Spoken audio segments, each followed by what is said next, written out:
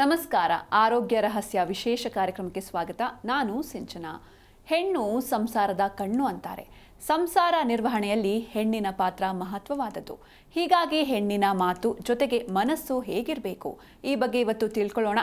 ಈ ಕುರಿತು ತಿಳಿಸಿಕೊಡಲು ನಮ್ಮೊಂದಿಗಿದ್ದಾರೆ ಶ್ರೀಮಾನ್ ಶ್ರೀ ಪುರುಷೋತ್ತಮ್ ದೇಶಿಕ್ ಗುರೂಜಿ ಅವರು. ಬನ್ನಿ ಗುರುಗಳನ್ನ ಕಾರ್ಯಕ್ರಮಕ್ಕೆ ಸ್ವಾಗತಿಸೋಣ. ನಮಸ್ಕಾರ ಗುರೂಜಿ, ಕಾರ್ಯಕ್ರಮಕ್ಕೆ ಸ್ವಾಗತ. ನಮಸ್ಕಾರ ಗುರೂಜಿ, ಹೆಣ್ಣಿನ ಮಾತು ಜೊತೆಗೆ ಮನಸ್ಸು ಹೇಗಿರಬೇಕು ಅಂತ. ಹರಿ ಓಂ ಶ್ರೀ ಗುರುಭ್ಯೋ ನಮಃ. ಮನಸ್ಸು ಮತ್ತು ಮಾತು ಹೆಣ್ಣಿಗೆ ಮಾತ್ರನಾ? ಅಲ್ಲ, ಆದರೂ ಹೆಣ್ಣಿಗಿರಬೇಕು.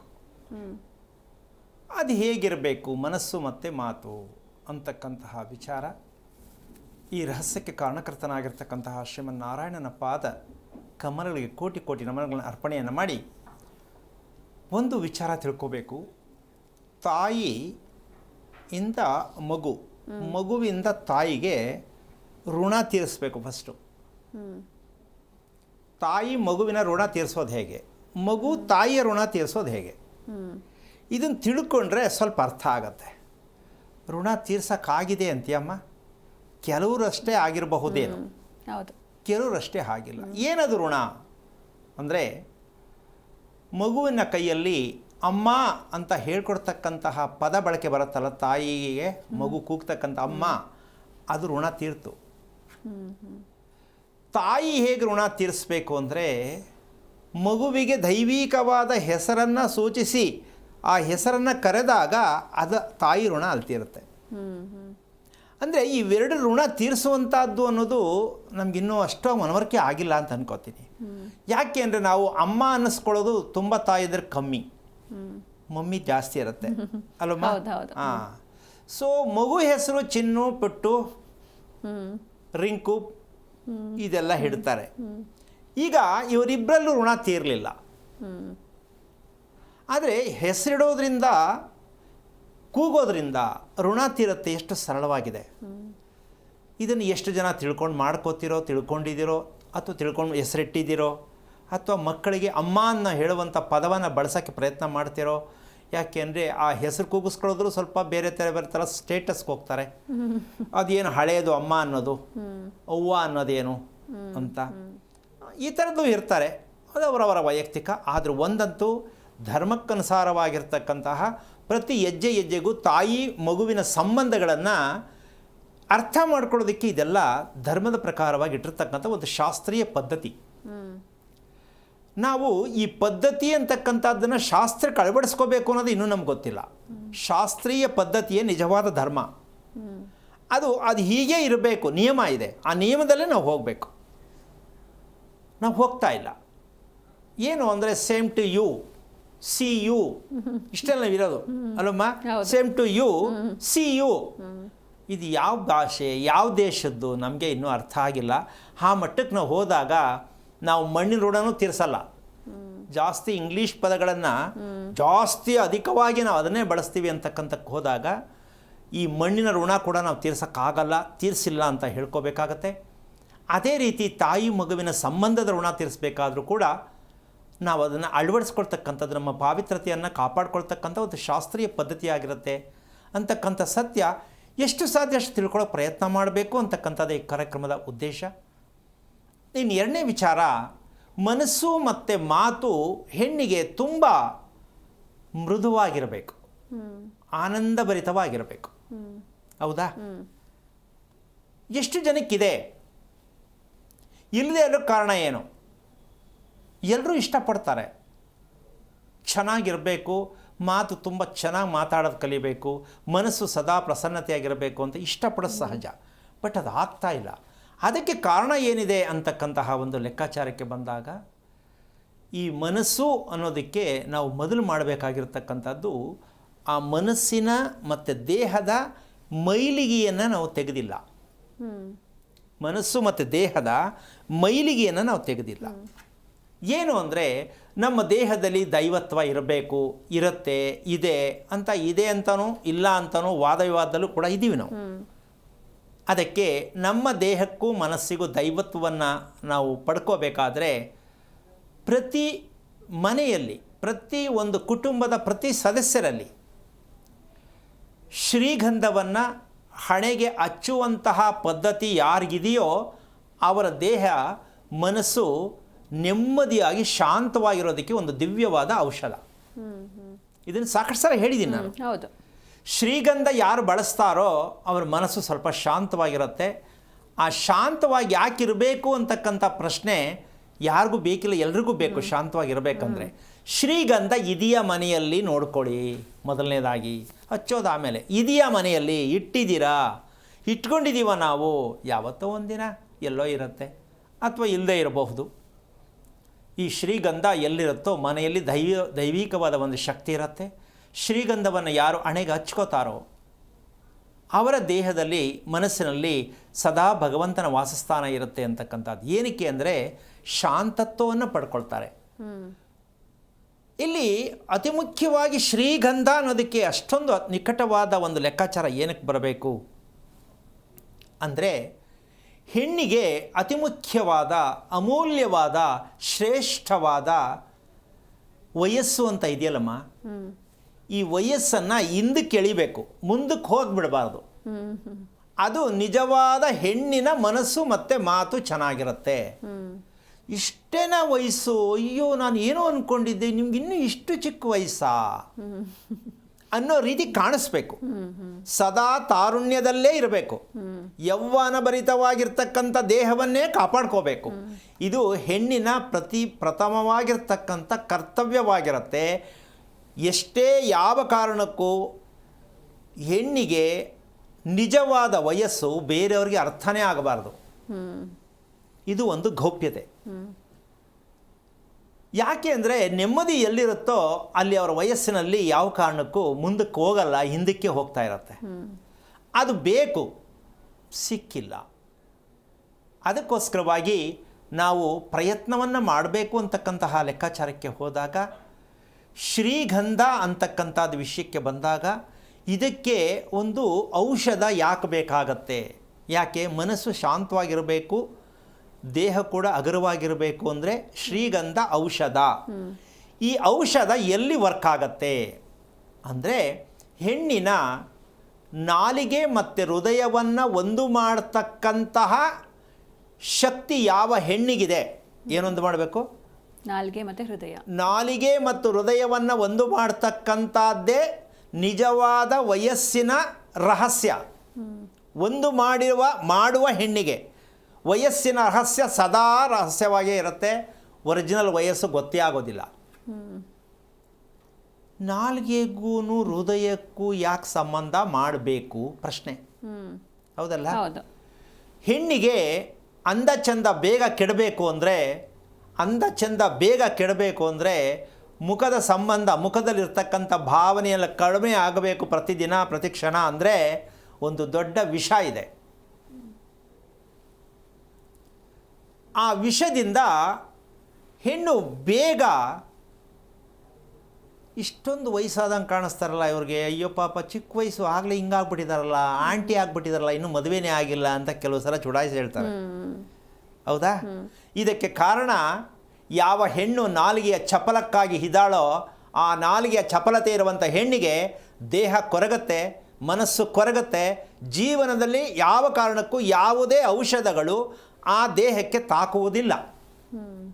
ಏನೇ ಸಮಸ್ಯೆ ಬಂದರೂ ಆ ದೇಹಕ್ಕೆ ತಾಕುವುದಿಲ್ಲ, ಔಷಧ ಕೆಲಸ ಮಾಡುವುದಿಲ್ಲ. ಕಾರಣ ನಾಲಿಗೆಯೇ ರುಚಿಗಾಗೇ ಸ್ಥಾಪನೆ ಮಾಡಿರ್ತಕ್ಕಂಥ ಹೆಣ್ಣು ಮಕ್ಕಳಿಗೆ ಮಾತ್ರ ನನಗೆ ಹೀಗೇ ರುಚಿ ಇರಬೇಕು. ಈಗ ಇದಕ್ಕೊಂದು ಸಣ್ಣ ಉದಾಹರಣೆ ಕೊಡ್ತೀನಿ. ಹೆಣ್ಣು ಗಂಡು ಮ್ಯಾಚಿಂಗ್ ಮಾಡೋ ಪುರೋಹಿತರಿಗೆ ಇದೊಂದು ವಿಷಯ ಹೇಳ್ತೀನಿ. ಪಿಜ್ಜಾ ಬರ್ಗರ್ ತಿನ್ನೋರಿಗೆ ಮದುವೆ ಬೇಕಾ? ಪಿಜ್ಜಾ ಬರ್ಗರ್ ತಿನ್ನೋರಿಗೆ ಮದುವೆ ಬೇಡ. ಯಾಕೆಂದರೆ ದೇಹ ಎಲ್ಲ ಸತ್ತೋಗಿರುತ್ತೆ. ಆ ಸತ್ತೋಗಿರೋರಿಗೆ ಪಿಜ್ಜಾ ಬರ್ಗರ್ ಮೇಲೆ ಜಾಸ್ತಿ ಆಸೆ. ತಿನ್ನಬೇಕು, ಏನಾದ್ರು ಏನು ಮಾಡೋದು, ತಿನ್ನೋಕ್ಬೇಕು ಅಂದರೆ ನಮಗೆ ಮನಸ್ಸು ಸಮಾಧಾನ ಇಲ್ಲ ಅಂತ ಯಾರು ಅಂತಾರೋ ಹೆಂಗಸರು, ಗೋಬಿ ತಿನ್ನಲೇಬೇಕು, ಅಷ್ಟು ದೂರ ಆದರೂ ಪರವಾಗಿ ಹೋಗಲೇಬೇಕು ಅಂತಾರೋ ಅವರ ಆಯಸ್ಸು ಮತ್ತು ದೇಹ ಎರಡು ಸೊರಗ್ತಾ ಹೋಗುತ್ತೆ. ಹಾಗಂತ ಯಾಕದು ಹೆಣ್ಣಿಗೆ ಬರಬೇಕು ಅಂದರೆ ಇವತ್ತು ಯಾರಿಗಿಲ್ಲ ಇದು. ನಾಲಿಗೆ ರುಚಿ ಯಾರಿಗಿಲ್ಲ. ಇದನ್ನು ಯಾರು ಕಂಟ್ರೋಲ್ ಮಾಡೋ ಶಕ್ತಿ ಇದೆ ಅಂದರೆ, ಶ್ರೀಗಂಧವನ್ನು ಯಾರು ಬಳಸ್ತೀರೋ, ಇದನ್ನು ಪ್ರಾಕ್ಟಿಕಲ್ಲಾಗಿ ನಿಜವಾಗ್ಲೂ ನೋಡಲೇಬೇಕು ಅಂದರೆ ಶ್ರೀಗಂಧವನ್ನು ಮಕ್ಕಳಿಗೆ ಹಚ್ಚತಕ್ಕಂಥ ಅಭ್ಯಾಸ ಮಾಡ್ಕೊಳ್ಳಿ. ನೀವು ಕೂಡ ಶ್ರೀಗಂಧ ಹಚ್ಕೊಳ್ಳೋಕ್ಕೆ ಪ್ರಯತ್ನ ಮಾಡಿ. ಜನ ಏನೋ ಅನ್ಕೋತಾರೆ ಅಂದರೆ ನಂಗೆ ಗೊತ್ತಿಲ್ಲ. ಆ ಶ್ರೀಗಂಧ ನಿಮ್ಮ ದೇಹಕ್ಕೆ ಅಷ್ಟು ಔಷಧಿಯನ್ನು ಏನಕ್ಕೆ ಬೇಕಾಗುತ್ತೆ ಅಂದರೆ, ನಾಲಿಗೆಯ ಚಪಲತೆ ಯಾವ ಕಾರಣಕ್ಕೂ ಬೇಡ. ಯಾಕೆ ಬೇಡ ಅಂದರೆ, ಯಾರು ನಾಲಿಗೆ ಚಪಲ ಜಾಸ್ತಿ ಇರುತ್ತೋ ಯಾವ ಹೆಣ್ಣನ್ನು ನೋಡಿದ್ರೂ ಒಪ್ಪಲ್ಲ, ಯಾವ ಗಂಡನ್ನು ನೋಡಿದ್ರೂ ಒಪ್ಕೊಳ್ಳಲ್ಲ. ನಾಲಿಗೆಯ ಚಪಲತೆ ಇರುವಂಥ ಹೆಣ್ಣು ಗಂಡು ಪುರುಷನೂ ಹೌದು, ಮಹಿಳೆಯೂ ಹೌದು. ಅವರಿಗೆ ಯಾವ ಗಂಡು ಬಂದರೂ ಒಪ್ಪಲ್ಲ, ಯಾವ ಹೆಣ್ಣು ಬಂದರೂ ಒಪ್ಕೊಳ್ಳಲ್ಲ. ಅವಳಂಗೆ ಅವನಂಗೆ. ಈಗ ಇದಕ್ಕೆ ಯಾವುದೇ ಶಾಸ್ತ್ರ ಮಾಡಿ ರಿಪೇರಿ ಮಾಡಿ ಮದುವೆ ಮಾಡೋಕ್ಕಾಗತ್ತಾ? ಆಗಲ್ಲ. ಯಾಕೆ ಅಂದರೆ ನಾಲಿಗೆ ಚಪಲತೆಯಿಂದ ಅವ್ರು ಹೊರಗೆ ಬರೋಕ್ಕಾಗಲ್ಲ, ಅವರು ತರಕ್ಕೂ ಆಗಲ್ಲ, ನೀವು ಹೇಳ್ದಂಗೆ ಕೇಳೋದೂ ಇಲ್ಲ. ಈಗ ಜೀವನ ಪರ್ಯಂತ ಸ್ವೇಚ್ಛಾಚಾರದ ಜೀವನ. ಅವರಿಷ್ಟ, ಅವ್ರ ಮೈಂಡು, ಅವ್ರದ್ದೇ ಲೆಕ್ಕ, ಅವ್ರದ್ದೇ ರೂಟು, ಹೆಂಗೆ ಓಡ್ತಾರೋ ಓಡಿ, ನೋ ಕಂಟ್ರೋಲ್. ಯಾರು ಹಿಡಿದು ನಿಲ್ಸೋಕ್ಕಾಗಲ್ಲ. ಅಪ್ಪ ಅಮ್ಮನೂ ಹಿಡಿದು ನಿಲ್ಸೋಕ್ಕಾಗಲ್ಲ, ಗಂಡ ಮದುವೆ ಮಾಡ್ಕೊಂಡು ಹಿಡಿದು ನಿಲ್ಸೋಕ್ಕಾಗಲ್ಲ, ಕೊನೆಗೆ ಅವರೇ ಕಂಟ್ರೋಲ್ ಮಾಡ್ಕೊಳ್ಳೋಕ್ಕೂ ಆಗಲ್ಲ. ಈ ನಾಲ್ಗೆಯ ಚಪಲತೆ ನಮ್ಮ ಜೀವನದಲ್ಲಿ ತುಂಬ ತೊಂದರೆ ಕೊಡ್ತಕ್ಕಂತಹ ಒಂದು ವಿಚಾರ. ಇನ್ನೊಂದು ಸ್ಟೆಪ್ಪು ಮುಂದಕ್ಕೆ ಹೋದರೆ, ಆ ನಾಲ್ಗೆ ಚಪಲತೆ ಅಂದರೆ ಏನಾಗತ್ತಾಗಾದರೆ ಅಂತಕ್ಕಂತಹ ಲೆಕ್ಕಾಚಾರಕ್ಕೆ ಹೋದರೆ ಅದಕ್ಕೊಂದು ಕಾರಣನೂ ಬೇಕಾಗತ್ತೆ. ನಾಲ್ಗೆಯ ಚಪಲತೆಯಿಂದ ಹೆಣ್ಣು ಏನನ್ನು ಅನುಭವಿಸ್ಬೋದು? ನಂಬರ್ 1, ಚರ್ಮ ಸುಕ್ಕು ಕಟ್ಟತ್ತೆ, ವಯಸ್ಸಾದ ರೀತಿಯಲ್ಲಿ ಪ್ರಕ್ರಿಯೆಯನ್ನು ತೋರಿಸುತ್ತೆ. ಎಲ್ಲದಕ್ಕಿಂತ ಹೆಚ್ಚಾಗಿ ಮನಸ್ಸಿಗೆ ಸುಸ್ತು. ಈ ಸುಸ್ತು ಆಟೋಮೆಟಿಕ್ ಕಾಣಿಸ್ತಾ ಹೋಗುತ್ತೆ, ಜಾಸ್ತಿ ಆಗ್ತಾ ಹೋಗುತ್ತೆ ಹೊರತು ಕಮ್ಮಿ ಆಗಲ್ಲ. ನೋಡೋಕ್ಕೆ ದಪ್ಪಗೆ ಅವರೇ ಆಗಲ್ಲ, ಸುಸ್ತು ಅಂದರೆ ಅದು ಹೆಂಗೆ ಅಂತ ಜಗಳ ಕೂಡ ಆಗುತ್ತೆ. ಹೌದಾ? ಅಲ್ಲ, ಏನು ನೋಡೋಕ್ಕೆ ಇಷ್ಟು ದಪ್ಪ ಇದೆಯಾ, ಸುಸ್ತು ಅದು ಹೆಂಗಾಗತ್ತೆ ಅಂದರೆ ಏನು ಹೇಳೋದು? ಅದು ಅವ್ರಿಗೆ ಕೇಳಬೇಕು, ಮೇಲೆ ಬಿದ್ದುಬಿಡ್ತಾರೆ. ಆ ಸಮಸ್ಯೆ ಅವರೇ ಅನುಭವಿಸ್ತಾ ಇರ್ತಾರೆ ಪ್ರತಿದಿನ ಕೂಡ. ನನ್ನ ಯಾರೂ ಅರ್ಥ ಮಾಡ್ಕೋತಾ ಇಲ್ಲ, ಎಲ್ಲ ನನ್ನ ಮೇಲೆ ದಬ್ಬಾಳಿಕೆ ಮಾಡ್ತಾರೆ, ನನ್ನ ಮೇಲೆಲ್ಲ ರೇಗ್ತಾರೆ, ನಾನು ಹೇಳೋದನ್ನು ಯಾರೂ ಕೇಳಲ್ಲ. ಇದೆಲ್ಲವೂ ಕೂಡ ಆ ನಾಲಿಗೆಯ ಚಪಲತೆಯಿಂದ ಉದ್ಭವ ಆಗ್ತಕ್ಕಂಥ ದುಃಖಕರವಾಗಿರ್ತಕ್ಕಂಥ ಒಂದು ಸನ್ನಿವೇಶ ಆಗತ್ತೆ. ಇದಕ್ಕೆ ಒಂದು ಸಣ್ಣ ಉದಾಹರಣೆ ಇರುತ್ತೆ. ಏನು? ನಾವು ಜಾಸ್ತಿ ನಾಲಿಗೆ ಚಪಲತೆಯಿಂದ ಊಟ ತಿಂಡಿ ತಿಂತಾ ಇದ್ದೀವಿ ಅಂತ ನಾವು ಕಂಡಿಡ್ಕೊಳ್ಳೋದು ಹೆಂಗೆ ಗೊತ್ತಾಗಬೇಕಲ್ಲ. ನಮ್ಗೆ ಹೆಂಗೆ ಗೊತ್ತಾಗಬೇಕದು? ನಮ್ಮ ದೇಹ ಕೆಡ್ತಾ ಇದೆ. ಇದಕ್ಕೆ ವಿಚಾರ, ನಮ್ಮ ದೇಹದಲ್ಲಿ ಇರುವ ರಕ್ತವೇ ಕೆಡ್ತಾ ಹೋಗುತ್ತೆ, ಅಶುದ್ಧವಾಗುತ್ತಾ ಹೋಗುತ್ತೆ, ರಕ್ತಹೀನತೆಯಾಗತ್ತೆ. ಇದರಿಂದ ಏನಾಗತ್ತೆ? ಸದಾ ಯಾವಾಗಲೂ ಫ್ಯಾನ್ ಆಡ್ತಾನೇ ಇರಬೇಕು, ಎ ಸಿಲಿ ಇರಲೇಬೇಕು, ಇಲ್ಲ ಅಂದರೆ ಕೈಯಲ್ಲಿ ಹೊಡ್ಕೋಬೇಕಾಗತ್ತೆ. ಯಾರು ಕೂತು ಜಾಗದಲ್ಲಿ ಕೈ ಹಿಂಗೆ ಅನ್ಕೋತಾ ಇರ್ತಾರೋ, ಚಿಕ್ಕವರಲ್ಲಿ ದೊಡ್ಡವರಲ್ಲಿ, ರಕ್ತ ಕೆಟ್ಟಿದೆ, ಚರ್ಮ ಕೆಡುತ್ತಲಿದೆ. ಅದು ಎಲ್ಲಿ ಬೇಕಾದರೂ ಚರ್ಮ ಸಮಸ್ಯೆ ಬರಬಹುದು, ಎಷ್ಟು ಬೇಕಾದ್ರೂ ಅನುಭವಿಸ್ಬೋದು. ವೇದನೆ, ರಕ್ತ ಅಶುದ್ಧವಾದ ದೇಹದಲ್ಲಿ ಉತ್ಪತ್ತಿಯಾಗತ್ತೆ. ಚರ್ಮಕ್ಕೆ ಸಂಬಂಧಪಟ್ಟಂತಹ ಒಂದು ಕಾಯಿಲೆ.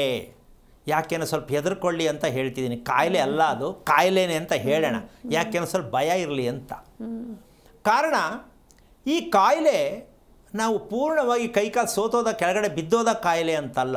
ಪ್ರತಿ ಕ್ಷಣವೂ ಕೂಡ ಒಂದು ಗಂಡು ಒಂದು ಹೆಣ್ಣು ಮಲಗ್ಲಿಕ್ಕೆ ಹೋದಾಗ ಒಬ್ಬರಿಗೆ ಗಾಳಿ ಬೇಕು, ಒಬ್ಬರಿಗೆ ಗಾಳಿ ಬೇಡ. ಈಗ ಗಂಡ ಹೆಂಡತಿ ಚೆನ್ನಾಗಿರ್ತಕ್ಕಂಥದ್ದಾಗತ್ತಾ, ಜಗಳ ಆಗತ್ತಾ? ಅಲ್ಲಿ ಜಗಳ ಆಗತ್ತೆ. ಈಗ ಇದನ್ನು ಹೋಗಿ ಎಲ್ಲಿ ಕೇಳೋದು? ಏನು ಮಾಡೋ ಸ್ವಾಮಿ, ಇವಳಿಗೆ ಫ್ಯಾನ್ ಬೇಕು, ನನಗೆ ಫ್ಯಾನ್ ಬೇಡ. ಏನು ಮಾಡಲಿ, ನನಗೆ ಅರ್ಥ ಆಗ್ತಾಯಿಲ್ಲ, ಯಾರಿಗೆ ಹೇಳಲಿ ಇದನ್ನ? ಅದು ಇವ್ರಿಗಾರು ಆಗ್ಬೋದು, ಅವ್ರಿಗಾರು ಆಗ್ಬೋದು. ಅಂತೂ ಈ ಸಮಸ್ಯೆ ಬರುತ್ತಾ ಇಲ್ಲಮ್ಮ? ಹೌದು, ಬರುತ್ತೆ. ಈ ರೀತಿ ಸಮಸ್ಯೆ ಮದುವೆ ಮಾಡ್ಕೊಳ್ಳೋಕೆ ಮುಂಚೆ ಇದನ್ನು ಕಂಡಿಡ್ಕೊಂಡ್ರೆ ಈ ಸಮಸ್ಯೆ ಪರಿಹಾರ ಆಗ್ತಿತ್ತು. ನಿನಗೆ ಎ ಸಿ ಯಾವಾಗಲೂ ಇರಬೇಕಾ, ಫ್ಯಾನ್ ಗಾಳಿ ಬೇಕೇ ಬೇಕಾ ಅಂತ ಸುಮ್ಮನೆ ಹುಡುಗನ ಹುಡುಗಿ ಕೇಳ್ಕೊಂಬಿಟ್ರೆ ಅಲ್ಲೇ ತೀರ್ಮಾನ ಮಾಡ್ಕೊಂಬಿಡ್ಬೋದು. ಇದು ಹೊಂದಾಣಿಕೆ ಆಗಲ್ಲ ನಮ್ಮಿಬ್ಬರಿಗೂ ಅಂತ. ಶಾಸ್ತ್ರ ಬೇಡ, ಗಣಕೂಟ ಬೇಡ. ತಿಳ್ಕೊಳ್ಳಿ, ನಿಮ್ಮ ಚಿಕ್ಕ ಮಕ್ಕಳೇ ಆಗಲಿ, ಕೆಲವು ಅವು ಕೂಡ ಹಂಗೆ ಕೇಳ್ತವೆ, ಫ್ಯಾನ್ ಹಾಕಮ್ಮ ಅಂತಾರೆ ಚಿಕ್ಕ ಮಕ್ಕಳು. ಫ್ಯಾನ್ ಇದೆ ಕೂರಕ್ಕಾಗಲ್ಲ. ಸೊ ಈ ರೀತಿಯಾಗಿರ್ತಕ್ಕಂತಹ ಫ್ಯಾನ್ಗೆ, ಎ ಸಿಗೆ ಯಾರು ಬೇಗ ಅಡಿಕ್ಟ್ ಆಗಿರ್ತಾರೆ, ಅವ್ರು ಎಲ್ಲಿ ಕೂತಿರ್ತಾರೆ ಅದು ಬೇಕು ಅಂತ ಕೈ ಹಿಂಗೆ ಬೀಸ್ಕೊತಾ ಇರ್ತಾರೆ, ಶರ್ಟ್ ಗುಂಡಿ ಬಿಚ್ಕೊಂಡು ಬೀಸ್ಕೊತಾ ಇರ್ತಾರೆ, ಕರ್ಚೀಫ್ ತೊಗೊಂಡು ಬೀಸ್ಕೊತಾ ಇರ್ತಾರೆ. ಇವೆಲ್ಲ ಚೇಷ್ಟೆ ಎಲ್ರಿಗೂ ಅರ್ಥ ಆಗಲಿ ಅಂತ ಹೇಳ್ತಾ ಇರ್ತಕ್ಕಂಥದ್ದು. ಅವ್ರ ಮುಖದಲ್ಲಿ ಯಾವಾಗಲೂ ಬೆವರು ಹರಿತಾನೇ ಇರುತ್ತೆ. ಇನ್ನು ಕೆಲವರು ಬೆವರು ವಾಸನೆ, ಸುಮ್ಮನೆ ಪಾಸ್ ಆಗಿಬಿಟ್ರೆ ತೂ ಏನಪ್ಪ ಇದು ಅನ್ನೋ ಮಟ್ಟಕ್ಕೆ ಹೋಗ್ತದೆ ದೇಹ. ಇದೆಲ್ಲವೂ ಕೂಡ ಹೆಂಗೆ ನಿಭಾಯಿಸ್ಕೊಳ್ಳೋದು? ಒಂದು ಕಡೆ ಹೋಗಿ ಒಂದು 4 ಜೊತೆ ಸೇರೋದಕ್ಕೂ ಕಷ್ಟ ಆಗುವಂತಹ ಒಂದು ಕಾಯಿಲೆ ತಾನೇ ಇದು. ಹೌದು ಅಲ್ಲಮ್ಮ? ಏನು ನನ್ನ ಬಗ್ಗೆ ನೋಡ್ಕೊಂಡು ಯಾರೋ ದೂರ ಹೋಗ್ಬಿಡ್ತಾವ್ರೆ, ನನ್ನ ಹತ್ರ ಯಾರು ಕೂತ್ಕೋತಾ ಇಲ್ಲ, ನಾನು ಹೆಂಗಾಗ್ತಾ ಇದ್ದೀನೋ, ನನ್ನ ಈ ಥರ ಎಲ್ಲ ಬರುತ್ತೆ ಮನಸ್ಸಿಗೆ. ಇದೆಷ್ಟು ನೋವಾಗತ್ತೆ. ಹಾಗಾಗಿ ರಕ್ತ ಕೆಟ್ಟಿರುವವರಿಗೆ ಸದಾ AC ಫ್ಯಾನು ಬೇಕು.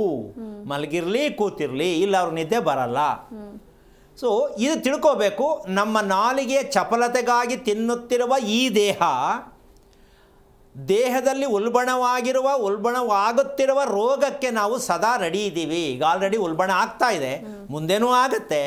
ನಾವು ನಾಲ್ಗೆ ಚಪಲಕ್ಕಲ್ಲದೆ ನಾವು ಊಟ ಮಾಡಲ್ಲ. ನಮ್ಗೆ ಚಪಲತೆ ಚೆನ್ನಾಗಿ ರುಚಿ ಬೇಕು. ಇದು ಅನುಭವಿಸ್ತಾ ಇರತಕ್ಕಂತಹ ಒಂದು ಲೆಕ್ಕಾಚಾರಕ್ಕೆ ನೀವೇ ಸ್ವಲ್ಪ ಯೋಚನೆ ಮಾಡಿ. ಎಷ್ಟರ ಮಟ್ಟಕ್ಕೆ ನಮ್ಮ ಜೀವನ, ನಮ್ಮ ದೇಹ, ನಮ್ಮ ಮನಸ್ಸು ಹಾಳಾಗತ್ತೆ. ಆಗ ಒಳ್ಳೆ ಮಾತು ಬರುತ್ತಾ? ಇಷ್ಟು ಸಮಸ್ಯೆ ಇದ್ದಾಗ ಒಳ್ಳೆ ರೀತಿ ನಡ್ಕೊಳಕ್ಕಾಗತ್ತಾ? ಮನಸ್ಸು ಶಾಂತವಾಗಿರೋಕ್ಕಾಗತ್ತಾ? ಏನಮ್ಮ? ಹೌದು, ಆಗಲ್ಲ. ನಮ್ಮ ದೇಹದಲ್ಲೇ ಉತ್ಪತ್ತಿ ಆಗ್ತಕ್ಕಂಥದ್ದು ಇದು ದೇವರು ಕೊಟ್ಟಿದ್ದಲ್ಲ, ಯಾವುದೋ ಜನ್ಮದ ಕರ್ಮ ಅಲ್ಲ, ಅಥವಾ ಯಾವುದೋ ಗ್ರಹ ದೋಷ ಅಲ್ಲ. ಇದು ನಾವೇ ನಮ್ಮ ನಾಲಿಗೆ ರುಚಿ ಇಷ್ಟೆಲ್ಲ ನಮ್ಮನ್ನು ಹಾಳು ಮಾಡುತ್ತೆ ಅನ್ನೋದೇ. ಆದರೆ ಇದು ಎಲ್ರಿಗೂ ಯಾಕೆ ಬರಬಾರ್ದು?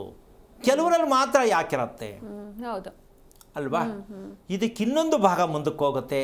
ಏನು ಕಾರಣ ತಿಳ್ಕೊಬೇಕಲ್ಲ ಇದಕ್ಕೆ ಅಂತಕ್ಕಂಥ ಲೆಕ್ಕಾಚಾರಕ್ಕೆ ಇನ್ನೊಂದು ಭಾಗ ಮುಂದಕ್ಕೆ ಹೋದರೆ ನಾವು ಶ್ರೀಗಂಧ, ಅದು ಕೂಡ ನಾವು ಕೈಯಲ್ಲಿ ಮುಟ್ಟಿದ್ರೆ ಹಚ್ಕೊಂಡ್ರೆ ಎಷ್ಟು ಖುಷಿ ಕೊಡುತ್ತಮ್ಮ, ಹೌದು ಅಲ್ವಾ? ಹಾಗೆ ನುಣುಪಾದ ಮೃತ್ತಿಕೆ ಅಂದರೆ ಮಣ್ಣು. ಆ ಮೃತುಪ ಅಂದರೆ ನಮ್ಮ ಶ್ರೀಗಂಧದ ಬಣ್ಣ ಹೇಗಿರುತ್ತೋ ಅದೇ ಬಣ್ಣದ ನುಣುಪಾದ ಮಣ್ಣು ನಿಮ್ಮ ಕಟ್ಟಡದ ಒಳಗಡೆ ತುಂಬಲಿಕ್ಕೆ ನಿಮಗೆ ಆಗಿದೆಯಾ ನೋಡ್ಕೊಳ್ಳಿ. ಖಂಡಿತ ಗುರುಜಿ, ಈ ಬಗ್ಗೆ ಮಾತಾಡೋಣ. ಒಬ್ರು ಕಾಲರ್ ಇದ್ದಾರೆ, ಸುನಿಲ್ ಕುಮಾರ್ ಅಂತ, ಮೈಸೂರಿಂದ. ನಮಸ್ತೆ. ನಮಸ್ತೆ ಮೇಡಮ್. ಯಾರ ಬಗ್ಗೆ ಕೇಳಬೇಕಿತ್ತು? ನನ್ನ ಬಗ್ಗೆ ಕೇಳಬೇಕಿತ್ತು ಮ್ಯಾಮ್. ನಿಮ್ಮ ನಕ್ಷತ್ರ ಹೇಳಿ ಸರ್. ನಂದು ಸುನಿಲ್ ಕುಮಾರ್ ಎನ್ ಅಂತ ಮ್ಯಾಮ್. ನಂದು ಚಿತ್ತ ನಕ್ಷತ್ರ. ಓಕೆ, ಗುರೂಜಿ ಇದ್ದಾರೆ, ಮಾತನಾಡಿ ಸರ್. ಹಲೋ. ಹಲೋ, ನಮಸ್ತೆ ಸರ್. ನಾರಾಯಣ, ಹೇಳಿಪ್ಪ, ಏನಾಗಬೇಕು ಸರ್? ನಂದು ಮದುವೆ ಆಗುತ್ತಾ ಹೆಂಗೆ ಏನು ಅಂತ ಕೆಲಸ. ಯಾಕೆ ಡೌಟ್? ಮದುವೆ ಆಗತ್ತಾ? ನಿಮ್ಗೆ ಡೌಟಾ? ಹ್ಯಾಂಡಿಕ್ಯಾಪ್ ಸರ್, ನಾನು ಅದಕ್ಕೆ ಆಹಾ, ಹ್ಯಾಂಡಿಕ್ಯಾಪ್ ಇದ್ದೀನಿ, ಅದಕ್ಕೋಸ್ಕರ. ಅದಕ್ಕ ಎಷ್ಟು ವಯಸ್ಸು? 28 ಸರ್. ಬಟ್ ಈಗ ಗೌರ್ಮೆಂಟ್ ಮದುವೆ ಆಗತ್ತಾ ಅನ್ನೋದಕ್ಕಿನ್ನ ನನಗೆ ಯಾಕೆ ಹಿಂಗಾಯ್ತು ಅಂತ ತಿಳ್ಕೊಬೇಕಿತ್ತ, ಮದುವೆ ಆಗತ್ತಾ ಅಂತ ತಿಳ್ಕೊಬೇಕಿತ್ತ? ಅಂದ್ರೆ ನನಗೆ ಯಾಕೆ ಇದಾಯ್ತು ಅಂತ. ಅಲ್ಲಪ್ಪ, ಒಂದು ನಿಮಿಷ ಕೇಳಿಸ್ಕೊ. ಈಗ ನನ್ನ ದೇಹ ಈ ರೀತಿ ಆಗಲಿಕ್ಕೆ ಕಾರಣ ಏನು ಅಂತ ತಿಳ್ಕೊಳ್ಳೋದು ಮುಖ್ಯನಾ, ಮದುವೆ ಆಗುತ್ತಾ ಇಲ್ಲ ಅಂತ ತಿಳ್ಕೊಳ್ಳೋದು ಮುಖ್ಯನಾ? ಯಾಕಾಯ್ತು ಅಂತ ತಿಳ್ಕೊಳ್ಳೋದು ಮುಖ್ಯ. ಅದನ್ನು ತಿಳ್ಕೊಳ್ಳೋದೆ ನೀನು ಮದುವೆಗೆ ಹೊಂಟೋಗಿದ್ದೀಯಲ್ಲ ಅಣ್ಣ. ಕಣ್ಣಿಲ್ದೇ ಇರೋರ್ಗು ಇಬ್ಬಿಬ್ರು ಹೆಂಡ್ತಿರು ಮಾಡ್ಕೊತಾರೆ. ಕಣ್ಣು ಎರಡೂ ಇರೋಲ್ಲ, 2 ಕಡೆ ಹೆಂಡ್ತಿ ಇಟ್ಕೊಂಡಿರ್ತಾರೆ. ಗೊತ್ತಾ? ನೀನು ನೋಡಿದ್ಯಾ? ಕಣ್ಣಿಲ್ದೇ ಇರೋರು 2 ಮದುವೆ ಮಾಡ್ಕೊಂಡಿರ್ತಾರೆ, ನೋಡಿದ್ಯಾ ಅಂದೆ. ಹಾಂ ಸರ್, ಹಾಂ ಸರ್, ಗೊತ್ತು. ಮತ್ತು ಹಂಗಿದ ಮೇಲೆ ಯಾಕೆ ಮದುವೆ ಆಗಲ್ಲ? ಇದು ಒಳ್ಳೆ ಕಥೆ ಅಲ್ಲ. ಹಾಂ ಸರ್. ದೇಹದಲ್ಲಿ ಯಾವುದೇ ಭಾಗ ಇಲ್ಲ ಅಂತಕ್ಕಂಥ ಲೆಕ್ಕಾಚಾರಕ್ಕೆ ಅದಕ್ಕೊಂದು ಭಗವಂತ ಒಂದು ಇಟ್ಟಿರ್ತಾನೆ. ಅದೆಲ್ಲ ನೀನು ಯೋಚನೆ ಮಾಡೋದು, ನಾನು ಯಾಕೆ ಅನುಭವಿಸ್ಬೇಕು ಈ ಥರ, ನನಗೆ ಯಾಕೆ ಇದು ಆಗಬೇಕಿತ್ತು, ಬೇರೆಯವ್ರ ಥರ ನನಗೆ ಯಾಕೆ ಎಲ್ಲವೂ ಸರಿ ಇಲ್ಲ, ಇದು ನಿನ್ನ ಪ್ರಶ್ನೆ ಆಗಿಲ್ವಾ? ಯಾವಾಗಲೂ ನಿನ್ನ ಮನಸ್ಸಲ್ಲಿ ಬಂದಿಲ್ವಾ? ನನಗೆ ನಾನು ಕೇಳ್ಕೊಂಡಿದ್ದೀನಿ ಸರ್ ಸುಮಾರು ಸರಿ. ಯಾರನ್ನ ಕೇಳಿದ್ಯಾ? ನನಗೆ ನಾನೇ ಪ್ರಶ್ನೆ ಹಾಕೊಂಡಿದ್ದೀನಿ ಸುಮಾರು ಸರಿ. ಇದು ಯಾಕೆ ದೇವ್ರ ಈ ಥರ ಮಾಡಿದೆ ನಾನು ಅಂತ. ದೇವ್ರು ಮಾಡಿದೆ ಅಂತಾನಾ? ಓಕೆ. ನಿಮ್ಮ ತಂದೆ ಏನು ಮಾಡ್ತಾರೆ? ಕೃಷಿ ಸರ್. ಓಕೆ. ನಿಮ್ಮ ತಂದೆ ಹಾಂ ಸರ್. ಪ್ರತಿದಿನ ಸ್ನಾನ ಮಾಡೋ ಅಭ್ಯಾಸ ಇದೆಯಾ? ಅಂದ್ರೆ ನಾವು ಪ್ರತಿ ಭಾನುವಾರ, ನಮ್ಮ ಮನೆದೇವರು ಭಾನುವಾರ ಸರ್, ಹಳ್ಳಿಕೇಶ್ವರ ಅಂತ, ಪ್ರತಿ ವಾರ ಮತ್ತೆ ಮಂಗಳವಾರ, ಗುರುವಾರ ಎಲ್ಲ ಸ್ನಾನ ಮಾಡ್ಕೊಂಡು ದೀಪ ಹಚ್ತೀವಿ ಸರ್. ಈ ಮಿಕ್ಕ ದಿನ ಇಲ್ಲ? ಮಿಕ್ಕ ದಿನ ಅಮ್ಮ ಮಾಡ್ತಾರೆ ಕಾಮನ್ ಆಗಿ. ಈಗ ಗೊತ್ತಾಯ್ತಾ ನಿನಗೆ? ಹಾಂ ಸರ್. ನೀವೇ ಗುರುತಿಸ್ಕೊಂಡಿರೋದು ನಮ್ಮ ಮನೆದೇವ್ರು ಮಾತ್ರ ಮಾಡಬೇಕು, ಮಿಕ್ಕ ದೇವರೆಲ್ಲ ಬೇಡ. ಸ್ನಾನ ಮಾಡೋಕ್ಕೂ ವಾರ ನೋಡ್ಕೊಂಡು ಸ್ನಾನ ಮಾಡಿದ್ರೆ ನೀವು ಎಷ್ಟರ ಮಟ್ಟಕ್ಕೆ ನಿಮ್ಮ ಕುಟುಂಬ, ನೀನು ಒಬ್ಬನೇ ಅಲ್ಲ, ಇಡೀ ನಿಮ್ಮ ಕುಟುಂಬ ಹೆಂಗಿರುತ್ತೆ ಅಂದರೆ ಮಾರ್ಕೆಟ್ಗೆ ಹೋಗಿ ನಿಂತ್ಕೊಂಡಂಗಿರುತ್ತೆ. ಕಾರಣ, ಮನೇಲಿರ್ತಕ್ಕಂಥ 3 ಜನ ಇದ್ದರೂ ಕೂಡ 3 ದಿಕ್ಕಲ್ಲಿ ಇರಬೇಕಾಗತ್ತೆ, ಒಂದು ಕಡೆ ಕೂರೋಕ್ಕಾಗಲ್ಲ. ಅವ್ರದ್ದೇ ಒಂಥರ ಟೇಸ್ಟು, ಇವ್ರದ್ದೇ ಒಂಥರ ಟೇಸ್ಟು, ಅವ್ರದ್ದೇ ಒಂದು ಕ್ವಾಲಿಟಿ, ಇವ್ರದ್ದೇ ಒಂದು ಕ್ವಾಲಿಟಿ. ಮನೇಲಿರೋರೆಲ್ಲ ಒಬ್ಬೊಬ್ಬರು ಒಂದೊಂದು ಕ್ವಾಲಿಟಿ.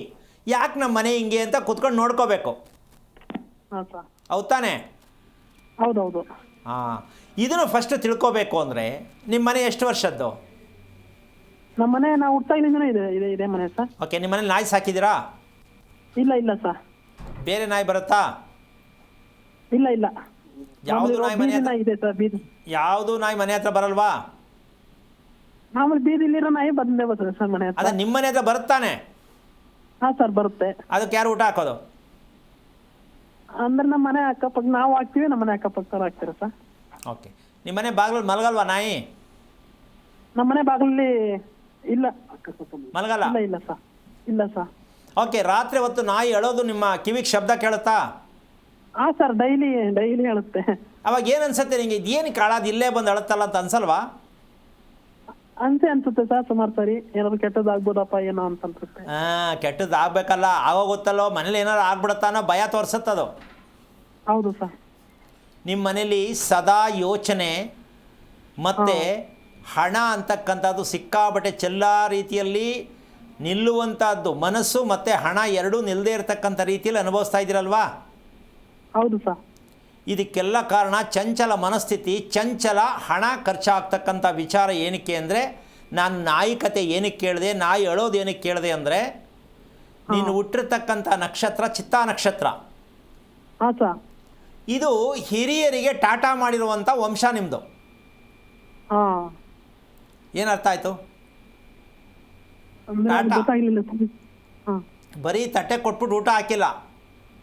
ಹಾಂ ಸರ್. ನಿಮ್ಮಪ್ಪ ಅವರಪ್ಪ ಒಂದು 7 ತಲೆಮಾರಿಂದ ಹೇಳ್ತೀನಿ, 700 ವರ್ಷದ ಕತೆ. ಹಾಂ ಸರ್. ತಟ್ಟೆ ಕೊಟ್ಟಿದ್ದೀರಾ, ಊಟ ಹಾಕಿ ಕೊಟ್ಟಿದ್ದೀರಾ ತಟ್ಟೆನ? ಹಾಂ ಸರ್. ಎಲ್ಲ ಕಾಸ ಅಂದರೆ ನಾನು ಹೇಳಿದ್ದು ಏನು ಅರ್ಥ ಆಯಿತು? ಬರೀ ಖಾಲಿ ತಟ್ಟೆ ಕೊಟ್ಟರೆ ಊಟ ಹಾಕಿಲ್ಲ ಅಂತ ಹೇಳಿದೆ. ಏನು ಗೊತ್ತಾಯ್ತು? ಅಂದ್ರೆ ಇದು ತಂದೆ ತಾಯಿ ಸೇವೆನ ಇದು ಸರಿಯಾಗಿ ಮಾಡಿಲ್ಲ. ಅಲ್ಲ, ಸತ್ತೋದ ಮೇಲೆ ಹೇಳ್ತಿರೋದು ನಾನು, ಇದ್ದಾಗಲ್ಲ, ಸತ್ತೋದ ಮೇಲೆ. ಅದೇ ಇದು ಮಾಡ್ತೀವಲ್ಲ ಸರ್, ಅಮಾಸೆಗೆ ಎಡೆ ಇಡ್ತೀವಲ್ಲ ಸರ್. ನೀನು ಬಾಯಲ್ಲಿ ಬರಲಿ ಅಂತ. ಇದಕ್ಕೆ ಎಡೆ ಇಡೋ ಪದ್ಧತಿಗೆ ಈ ರೀತಿ ಅಂಗವಿಕಲತೆ ಮಕ್ಕಳು ಹುಡ್ತಾರೆ. ಹಾಂ ಸರ್. ಇಂಟರ್ ಕ್ಯಾಸ್ಟ್ ಮದುವೆ ಮಾಡ್ಕೊಳ್ತಕ್ಕಂಥ ಮಕ್ಕಳು ಹುಡ್ತಾರೆ. ಹಾಂ, ಅರ್ಥ ಆಗ್ತಿದೆಯಾ? ಹಾಂ ಗೊತ್ತಾಯ್ತು ಸರ್. ಹಾಂ, ಇಂಟರ್ ಕ್ಯಾಸ್ಟ್ ಮದುವೆ ಆಗಲೇಬೇಕು. ಯಾಕೆಂದರೆ ಜಾತಿ ಬಿಟ್ಟು ಜಾತಿಯವರನ್ನು ಮದುವೆ ಮಾಡಿಕೊಂಡಂತಹ ಮಗ ನಮ್ಮ ಮನೇಲಿ ಹುಟ್ಟುಬಿಟ್ನಲ್ಲಪ್ಪ, ಮಗಳು ಹುಟ್ಟುಬಿಟ್ನಲ್ಲಪ್ಪ ಅಂತ ತಂದೆ ತಾಯಿಗಳಿಗೆ ಇದು ಗಿಫ್ಟ್. ಇಲ್ಲ ಮದುವೆನೇ ಆಗಲ್ಲ ಸನ್ಯಾಸಿ, ಇಲ್ಲ ಮದುವೆ ಆದರೆ ಇಂಟರ್ ಕ್ಯಾಸ್ಟ್ ಮದುವೆ ಬೇಕಾ? ಈ ಗ್ರಾಚಾರ ಅಂತ ನಿಮ್ಮ ಅಪ್ಪ ಅಮ್ಮನ ಕೂರಿಸ್ಬಿಟ್ಟು ಕೇಳು ಸ್ವಲ್ಪ. ಅಪ್ಪ ತಂದೆ ಜನಕ ಮಹಾರಾಜ ಬರೀ ಜಮೀನಲ್ಲಿ ಹೋಗಿ ದುಡಿಯೋದೇ ಆಯ್ತೇ ಹೊರ್ತು ಕರೆಕ್ಟ್ ಟೈಮ್ಗೆ ಸ್ನಾನ ಮಾಡೋದು, ಕರೆಕ್ಟ್ ಟೈಮ್ಗೆ ದೀಪ ಹಚ್ಚೋದು, ಸತ್ತವ್ರಿಗೆ ಕರ್ಮ ಮಾಡೋದು ನಿಮ್ಮ ಅಪ್ಪನ ಮನೇಲೂ ಇಲ್ಲ, ನಿಮ್ಮ ಅಮ್ಮನ ಮನೇಲೂ ಇಲ್ಲ. ಒಂದು ಪಾಕಿಸ್ತಾನು, ಒಂದು ಫಾರಿನ್ನು. ಅದಕ್ಕೆ ನೀನು ಅನುಭವಿಸ್ತಾ ಇದೀಯ. ನೀನು ಮದುವೆ ಮಾಡ್ಕೊಳ್ಳೋಕ್ಕೆ ಹೋಗಬೇಡ. ಯಾಕೆ ಅಂದರೆ ಈ ಕರ್ಮವನ್ನು ತೊಳೆಯೋದಾದರೆ ನೀನು ಮದುವೆ ಮಾಡ್ಕೊಂಡು ಬ್ಯಾಟ್ರಿ ಹಾಕೊಂಡು ಹುಡ್ಕೊಂಡು ಹೋಗಬೇಡ. ಕರ್ಮ ತೊಳಿ ಫಸ್ಟು. ನಿಮ್ಮ ಅಪ್ಪ ಅಮ್ಮನ ಸೇರಿಸಿ ಮಾತಾಡಿ. ಮದುವೆನೂ ಆಗತ್ತೆ, ಏನೇನು ಬೇಕು ಎಲ್ಲವೂ ಸಿಗತ್ತೆ. ಅರ್ಥ ಆಯ್ತಾ? ಬೇಜಾರಾಯ್ತಾ? ಅರ್ಥ ಆಯ್ತು ಸರ್, ಮಾಡ್ತೀನಿ ಸರ್ ಇನ್ನು ಮುಂದೆ ಅಪ್ಪ ಅಮ್ಮಗೆ ಹೇಳ್ಕೊಂಡು. ನಿಮ್ಮ ತಂದೆ ತಾಯಿನ ಕರ್ಕೊಂಡು ಫಸ್ಟು ತಿಳ್ಕೋಬೇಕು ನಾವು. ನಾನು ಚಿತ್ತಾ ನಕ್ಷತ್ರಕ್ಕೆ ಹುಟ್ಟುವುದಕ್ಕೆ ಕಾರಣ ಏನು? ನಂಬರ್ 1, ನಾನು ಈ ಗತಿಯನ್ನು ಅನುಭವಿಸೋದಕ್ಕೆ ಕಾರಣ ಏನು? ಇದಕ್ಕೆ ಮುಂದೆ ನಾವೇನು ಮಾಡಬೇಕು ಎಲ್ಲವೂ ನೀವು ತಿಳ್ಕೊಳ್ಳೋದಕ್ಕೆ ಪ್ರಯತ್ನ ಪಟ್ಟು ಇನ್ನು ಮುಂದೆ ಏನು ಮಾಡಬೇಕು ಅಂತ ತಿಳ್ಕೊಳ್ಳೋದು ಅತಿ ಮುಖ್ಯವಾಗತ್ತೆ. ಅದನ್ನು ಮಾಡ್ತಾ ಹೋಗಿ ಎಲ್ಲ ಅಕೌಂಟ್ ಓಪನ್ ಆಗುತ್ತೆ, ಮನೆಗೆ ನೆಮ್ಮದಿ ಬರುತ್ತೆ, ಮದುವೆನೂ ಆಗುತ್ತೆ, ಎಲ್ಲ ಆಗುತ್ತೆ, ಮಕ್ಕಳು ಆಗುತ್ತೆ. ಖುಷಿಯಾಗಿರೋಣ. ಯೋಚನೆ ಮಾಡೋದನ್ನು ಬೇಡ. ಮುಂದೆ ಏನು ಮಾಡಬೇಕು ಅಂತ ತಿಳ್ಕೊಳ್ಳೋ ಪ್ರಯತ್ನ ಮಾಡು. ಒಳ್ಳೆಯದಾಗಲಿ. ಓಕೆ, ಧನ್ಯವಾದ ಕರೆ ಮಾಡಿದ್ದಕ್ಕೆ. ಇನ್ನೊಬ್ಬರು ಕಾಲರ್ ಇದ್ದಾರೆ ಗುರುಜಿ, ವಿಮಲಾ ಅಂತ ಶಿವಮೊಗ್ಗದಿಂದ. ನಮಸ್ತೆ. ನಮಸ್ತೆ ಮೇಡಮ್. ಯಾರ ಬಗ್ಗೆ ಕೇಳಬೇಕಿತ್ತು? ನಮಸ್ತೆ. ನಾವು ನಮ್ಮ ಮನೆದೇ ಕಷ್ಟಗಳದ್ದು ಕೇಳಬೇಕಿತ್ತು ಮೇಡಮ್. ಮನೆ ಬಗ್ಗೆ ಕೇಳಬೇಕಿತ್ತಾ?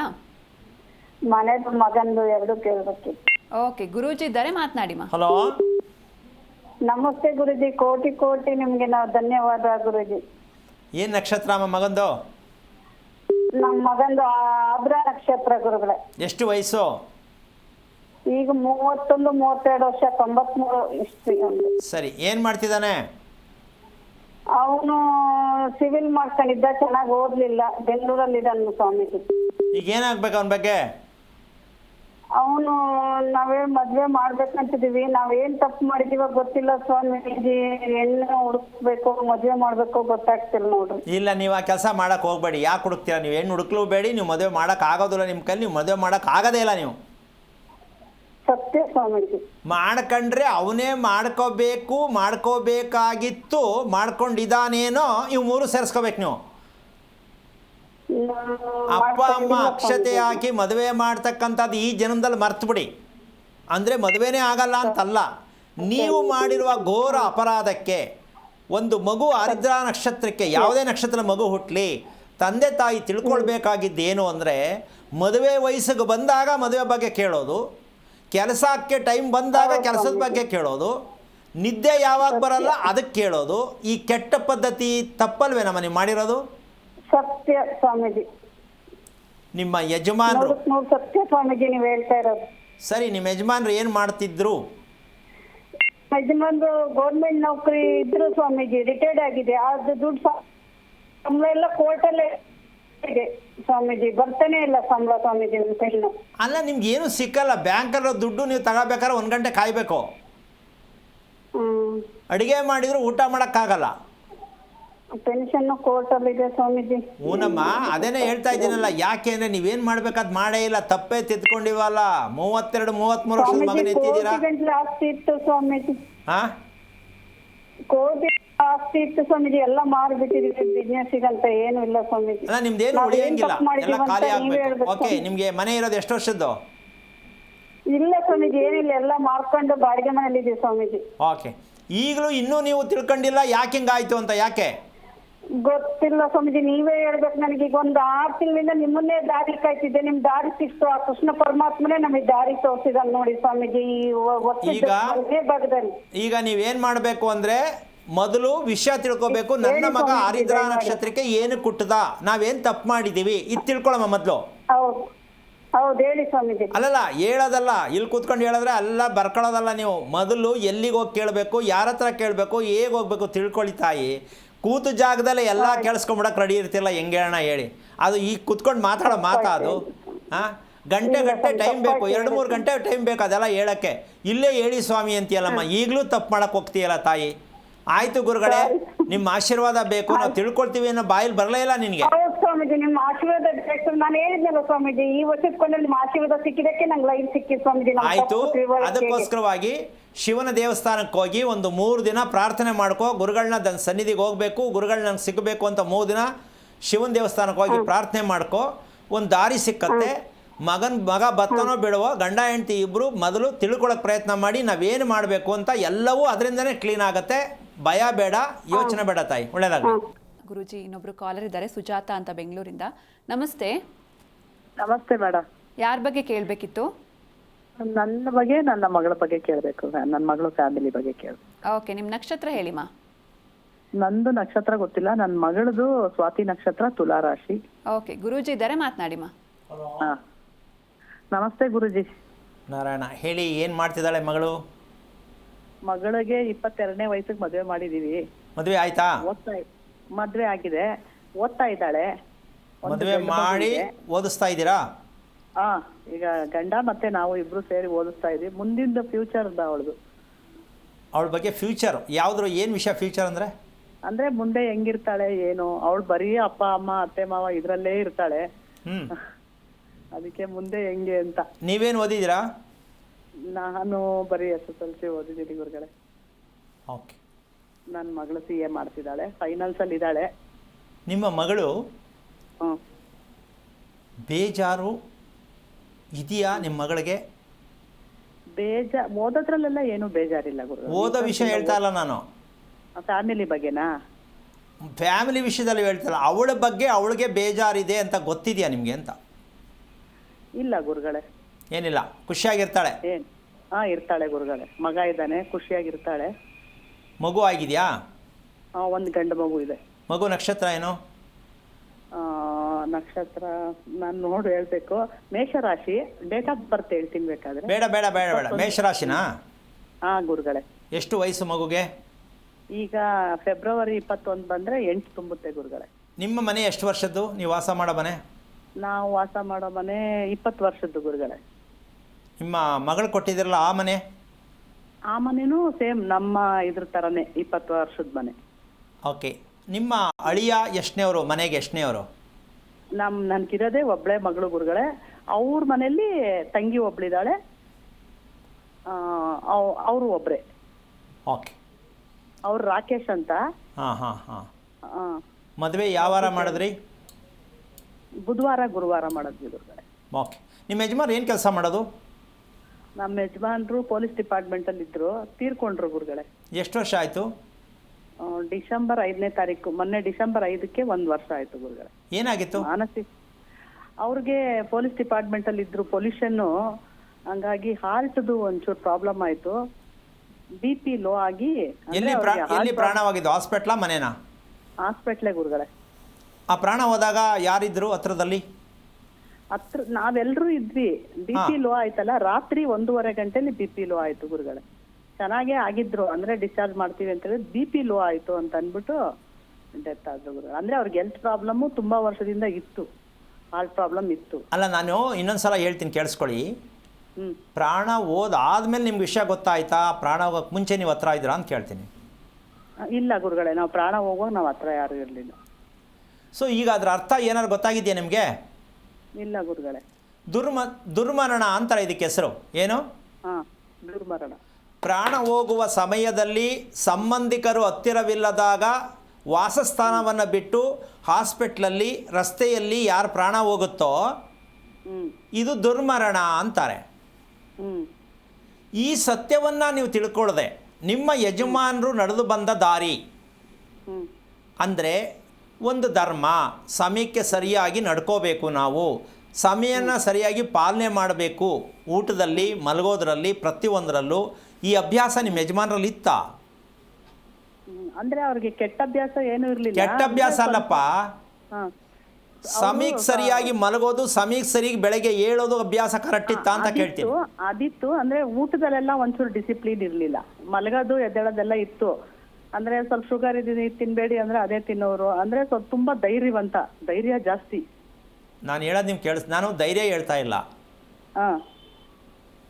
ರಾತ್ರಿ ಊಟ ಮಾಡುವಂಥ ಅಭ್ಯಾಸ ಇದ್ದಿದ್ದು, ರಾತ್ರಿನೇ ಊಟ ಮಾಡ್ತಿದ್ದವ್ರು, ಹೌದಾ? ಮಾಡ್ತಿದ್ರು. ಎಷ್ಟೊತ್ತಿಗೆ? 8 ಗಂಟೆ, 8:30, 9 ಗಂಟೆ ಒಳಗೆ ಊಟ ಮಾಡ್ತಿದ್ರು. ಮಲಗೋದು ಎಷ್ಟೊತ್ತಿಗೆ? ಅಷ್ಟೇ 9-9:30 ಮಲಗ್ ಬಿಡ್ತಿದ್ರು ಗುರುಗಳೇ. ನೋಡಿ, ಮನುಷ್ಯನಿಗೆ ಆರೋಗ್ಯ ಚೆನ್ನಾಗಿರಬೇಕು, ನೆಮ್ಮದಿ ಬೇಕು ಅಂದರೆ ಊಟದ ಬಗ್ಗೆ ತಿಳ್ಕೊಂಡಿರ್ಬೇಕು, ಹೌದಾ? ಹೌದು ಗುರುಗಳೇ. ಊಟ ಮಾಡಿ ಅರ್ಧ ಗಂಟೆಗೆ ಮಲಗ್ತಾರೆ ಅಂದರೆ ದೇಹ ಏನಾಗಿರಬೇಡ, ಯಾಕೆ BP ಶುಗರ್ ಬರಲ್ಲ, ಯಾಕೆ ಹಾರ್ಟ್ ಅಟ್ಯಾಕ್ ಆಗಲ್ಲ, ಸ್ವಲ್ಪ ಯೋಚನೆ ಮಾಡಿ. ಹೌದು ಗುರುಗಳೇ. ಇಂತಹ ದೇಹದಲ್ಲಿ ಬಂದಂತಹ ಶಕ್ತಿದಾಯಕವಾದ ನಿಮ್ಮ ಮಗಳು ಹುಟ್ಟಿದಾಳೆ, ಅವಳಿಗೆ ಹೊಟ್ಟೆನೇ ಚೆನ್ನಾಗಿಲ್ಲ. ಅವು ಗೊತ್ತಿದೆಯಾ ಇಲ್ವಾ ನಿಮ್ಮ ಮಗಳು ವಿಚಾರದಲ್ಲಿ? ಏನು ಅದೇ ಏನು ಅಂತದಿಲ್ಲ, ಅದೇ ಗ್ಯಾಸ್ಟ್ರಿಕ್ ಇರ್ಬೋದು ಅಷ್ಟೇ. ಒಂದು ನಿಮಿಷ, ನೀವು ಅನ್ಕೊಂಡ್ರೆ ಸುಲಭ ಅಲ್ಲ. ನೀವು ಅನ್ಕೊಂಡ್ರೆ ಸುಲಭ ಅಲ್ಲ. ಹೊಟ್ಟೆ ಬಗ್ಗೆ ಎಷ್ಟು ಹಿಂಸೆ ಪಡ್ತಾ ಇದ್ದಾಳೆ ಅಂತ ಸ್ವಲ್ಪ ಕೇಳಿ ನೋಡಿ, ಮಗಳು ಗೊತ್ತಾಗತ್ತೆ. ಆಮೇಲೆ ಹೇಳ್ತಿದ್ದೀರಾ ನೀವು ಸ್ವಲ್ಪ ಗ್ಯಾಸ್ಟ್ರಿಕ್ ಸಾಕಲ್ವ ಮನುಷ್ಯನಿಗೆ, ಅದೇ ಪಾಯ್ಸನ್ ಸಾಕು. ಹೌದು ಗುರುಗಳೇ. ಯಾವ ದೇಹದಲ್ಲಿ ಆರೋಗ್ಯ ಪಚನ ಆಗಿಲ್ವೋ ನಿಮ್ಮ ಯಜಮಾನರು ದೇಹದಲ್ಲಿ, ಆ ಪಚನ ಆಗದೇ ಇರತಕ್ಕಂತಹ ವೀರ್ಯಾಣುವಲ್ಲಿ ಹುಟ್ಟಿದ ಮಗು ಅದೇ ಸ್ಥಿತಿಯಲ್ಲಿ ಹುಟ್ಟಿರುತ್ತೆ ಅಂತ ನಿಮ್ಗೆ ಗೊತ್ತಿಲ್ವಲ್ಲ ಇನ್ನು. ಆರೋಗ್ಯನೇ ಚೆನ್ನಾಗಿಲ್ಲ ಅಂದಮೇಲೆ ಫ್ಯೂಚರ್ ತಗೊಂಡು ಏನು ಮಾಡ್ತೀರಾ ನೀವು? ಇದೇ ಫ್ಯೂಚರು. ಆದರೆ ನಮ್ಮ ಜನ ಶಾಸ್ತ್ರ ಕೇಳೋದು ಇನ್ನೂ ಬಿಟ್ಟಿಲ್ಲ. ಫ್ಯೂಚರ್ ಹೆಂಗದೆ ನೋಡಿ, ಯಾವನು ಹೇಳೋಕ್ಕಿದ್ದಾನೆ ರೀ ಫ್ಯೂಚರ್ನ? ಇದನ್ನು ಕೇಳೋದು ಸರಿನಾ, ಅವ್ರು ಹೇಳೋದು ಸರಿನಾ? ಸ್ವಲ್ಪ ಯೋಚನೆ ಮಾಡಿ, ಎಲ್ಲಿದೆ ಫ್ಯೂಚರ್? ಆರೋಗ್ಯ ಚೆನ್ನಾಗಿದ್ರೆ ಅದೇ ತಾನೇ ಫ್ಯೂಚರು. ನಿಮ್ಮ ಮಗಳಿಗೆ ಮದುವೆ ಮಾಡಿದ್ದೀರಾ, ಈಗ ಹುಟ್ಟಿರುವ ಮಗುಗೆ ಊಟ ತಿನ್ನಿಸ್ಬೇಕಾದ ಎಷ್ಟು ಸರ್ಕಸ್ ಮಾಡ್ಬೇಕು ಗೊತ್ತಾ? ಏನಿಲ್ಲ ಗುರುಗಳೇ, ಚೆನ್ನಾಗಿ ಊಟ ಎಲ್ಲ ಮಾಡ್ತಾನೆ. ಒಂದು ನಿಮಿಷ, ನೀವು ಏನು ತಿಳ್ಕೊಂಡಿದ್ದೀರಾ ಅಂದರೆ ಊಟ ಮಾಡೋದು, ಮಲಗೋದು ಇದಿಷ್ಟು ಚೆನ್ನಾಗಿ ಅಂತ ತಿಳ್ಕೊಂಡಿದ್ದೀರಾ. ಮಗು ಊಟ ತಿಂತಕ್ಕಂಥ ವಿಚಾರದಲ್ಲಿ ಆ ಮಗುಗೆ ಎಷ್ಟೊಂದು ಒತ್ತಡದಲ್ಲಿ ತಿಂತಕ್ಕಂಥ ಅಭ್ಯಾಸ. ಮಗು ಎಷ್ಟು ವಯಸ್ಸು? ಈಗ ಫೆಬ್ರವರಿ 21 ಬಂದರೆ 8 ತುಂಬುತ್ತೆ. ಈಗ ಅವ್ನು ತಿಂತಕ್ಕಂಥ ಸ್ವಲ್ಪ ಗಮನಿಸಿ ನೋಡಿ, ಅಗಿತಾ ಇರತಕ್ಕಂಥ ರೀತಿ ಚೆನ್ನಾಗಿದೆಯಾ ಅಂತ ಸ್ವಲ್ಪ ದಯವಿಟ್ಟು ನೋಡಿ. ನಿಮ್ಮ ಮಗನ ಸ್ವಲ್ಪ ಊಟ ಮಾಡೋ ಗಮನಿಸಿ, ನಿಮ್ಮ ಮಗನ ಅದು ಗಮನಿಸ್ಬೇಕು ಗುರುಗಳೇ. ಮತ್ತೆ ಇದನ್ನೇ ತಿಳ್ಕೊಂಡಿರೋದು, ಅಜ್ಜಿ ಆಗಿದ್ದೀರಾ ನೀವು. ಅಲ್ಲ, ಇದು ತಿನ್ಸಕ್ಕೆ ಅಗಿಬೇಕು ಅಂತ ಹೇಳ್ಕೊಡ್ತೀವಿ. ಇದು ಸೈಂಟಿಫಿಕ್ ಆಗಿ ಏನೇನಿದೆಯೋ ಅದನ್ನ ಹೇಳ್ಕೊಡ್ತೀವಿ. ಸಾಧ್ಯ ಆಗಿಲ್ವಲ್ಲ ಇನ್ನು ಮಗುಗೆ. ಯಾಕೆಂದರೆ ಮೇಷರಾಶಿಯಲ್ಲಿ ಹುಟ್ಟಿರೋದು ಮಗು. ಅದು ಮಗು ಹೇಳ್ದಂಗೆ ನಾವು ಕೇಳಬೇಕು, ನಾವು ಹೇಳ್ದಂಗೆ ಮಗು ಕೇಳಲ್ಲ. ಹೌದು. ಇದು ತಿಳ್ಕೊಳ್ಳಿ. ಫಸ್ಟು 8 ವರ್ಷ ಬೆಳೆಸ್ಬಿಟ್ರಿ, ಮಗುವು ನಿಮ್ಮ ಮಗಳಿಗೆ ತಿಳ್ಕೊಳ್ಳದೆ ಮದುವೆ ಮಾಡಿದ್ರಿ. ಆಮೇಲೆ ಮಗು ಬಂದಮೇಲೆ ಮಗುನೂ ಹಂಗೆ ಬೆಳೆಸ್ತಾ ಇದ್ದೀರಾ. ನಿಮ್ಮ ಯಜಮಾನರು ಹಿಂಗಿದ್ರು. ಎಲ್ಲ ಕುಟುಂಬ ಎಲ್ಲ ಹೀಗೇ ರೋಗ ಸಹಿತವಾಗಿರ್ತಕ್ಕಂಥ ದೇಹಗಳಿರಬೇಕಾದ್ರೆ ಹುಟ್ಟೋ ಮಕ್ಕಳು ಮೊಮ್ಮಕ್ಕಳು ಆರೋಗ್ಯವಾದ ಮಕ್ಕಳು ಎಲ್ಲಿ ಹುಟ್ಟುತ್ತಾರೆ? ನೆಮ್ಮದಿ ಎಲ್ಲಿ ಸಿಗತ್ತೆ? ಒಳ್ಳೆ ನಿದ್ದೆ ಹೆಂಗೆ ಬರುತ್ತೆ? ಊಟ ಮಾಡಿ ಜೀರ್ಣ ಹೆಂಗಾಗತ್ತೆ? ಬೆಳಿಗ್ಗೆ ಖುಷಿಯಾಗಿ ಬೆಡ್ಡಿಂದ ಏಳಕ್ಕೆಲ್ಲಾಗತ್ತೆ? ಈ ಸತ್ಯವನ್ನು ಮೊದಲು ತಿಳ್ಕೊಳ್ಳಿ. ನಿಮ್ಮ ಥರ ಪ್ರತಿ ತಂದೆ ತಾಯಿಗಳು ಯೋಚನೆ ಮಾಡಬೇಕು. ಮಕ್ಕಳ ಫ್ಯೂಚರ್ ಅಲ್ಲ ತಿಳಿಯೋದು, ಮಕ್ಕಳ ಆಹಾರ ಪ್ರಕ್ರಿಯೆಗೆ ಅಪ್ಪ ಅಮ್ಮ ಚೆನ್ನಾಗಿದ್ದಾರಾ, ಅವ್ರು ಕರೆಕ್ಟ್ ಟೈಮ್ಗೆ ಊಟ ಮಾಡಿ ಮಲಗ್ತಕ್ಕಂಥ ವಿದ್ಯಾ ಕೊಡ್ತಿದೆಯಾ ಅಂಥ ವಿಚಾರ ತಿಳ್ಕೊಬೇಕೇ ಹೊರತು ನಾಳೆ ಏನಾಗುತ್ತೆ ಅಂತ ಹೇಳ್ತಕ್ಕಂಥ ವಿಚಾರ ಇದೆಯಲ್ಲ, ದಯವಿಟ್ಟು ನಿಮ್ಮ ಥರ ಎಲ್ಲರಿಗೂ ಅರ್ಥ ಆಗಲಿ ಅಂತ ಹೇಳಿದ್ದೀನಿ. ಫ್ಯೂಚರ್ ಎಲ್ಲೂ ಕೇಳಕ್ಕೆ ಹೋಗಬೇಡಿ, ಕೇಳಬಾರ್ದು. ಅದು ಸುಳ್ಳು, ಅದು ತಪ್ಪು, ಅದು ತುಂಬ ನಾವು ಮಾಡ್ಕೊಂಡಿರ್ತಕ್ಕಂಥ ಅಜ್ಞಾನತ್ವ. ಈಗ ಹೇಗಿದ್ದೀನಿ ಇದನ್ನು ಕೇಳಬೇಕು, ಮುಂದೆ ಏನಾಗ್ತೀನಿ ಇದು ಅಜ್ಞಾನ. ಪ್ರತಿಯೊಬ್ಬರಿಗೂ ಅರ್ಥ ಆಗಲಿ ಅಂತ ಹೇಳಿದ್ದೀನಿ. ನೀವು ಬೇಜಾರು ಮಾಡ್ಕೋಬೇಡಿ. ಫ್ಯೂಚರ್ ಪದನ ಇವತ್ತಿಗೆ ಕ್ಲೋಸ್ ಮಾಡಿ. ಫಸ್ಟು ನಿಮ್ಮ ಮಗಳ ಹೊಟ್ಟೆ ಬಗ್ಗೆ ದಯವಿಟ್ಟು ತಿಳ್ಕೊಳ್ಳಿ, ಆಗ ನಿಮ್ಗೆ ಅರ್ಥ ಆಗತ್ತೆ. ಅಕಸ್ಮಾತ್ ನೀವು ಆ ವಿಚಾರ ತಿಳ್ಕೊಂಡಾಗ ನಾವು ಎಂಥ ಮೂರ್ಖತಂದ ಮದುವೆ ಮಾಡ್ದೋ, ಇದನ್ನು ಕ್ಲೀನ್ ಮಾಡದೆ ಮದುವೆ ಯಾಕೆ ಮಾಡ್ದೋ, ಜೊತೆಗೆ ಮದುವೆ ಮಾಡಿಸಿ ಓದಿಸ್ತಾ ಇದ್ದೀನ ಖುಷಿ, ಆದರೆ ಆರೋಗ್ಯನೇ ಚೆನ್ನಾಗಿಲ್ಲ ಅಂದರೆ ಏನು ಪ್ರಯೋಜನಕ್ಕೆ ಕೆಲಸ, ಏನು ಪ್ರಯೋಜನಕ್ಕೆ ಸಂಪಾದನೆ? ಹೌದಲ್ವಾ? ಆರೋಗ್ಯವನ್ನು ಸರಿಪಡಿಸುವುದೇ ನಿಮ್ಮ ಕರ್ತವ್ಯ. ನಿಮ್ಮ ಯಜಮಾನರಿಗೂ ಕೂಡ ನೀವು ಮಾಡಿರೋ ಸಂಸ್ಕಾರಗಳೇನೂ ಮಾಡಿಲ್ಲ, ಸರಿಗೆ ತಿಳಿದಿಲ್ಲ, ಅದನ್ನು ಕರೆಕ್ಟಾಗಿ ತಿಳ್ಕೊಳ್ಳಿ. ಮೊದಲು ನಿಮ್ಮ ಮೊಮ್ಮಗ ಹುಟ್ಟಿರ್ತಕ್ಕಂಥದ್ರಲ್ಲಿ ಇದೆಲ್ಲ ಸಿಕ್ಕತ್ತೆ.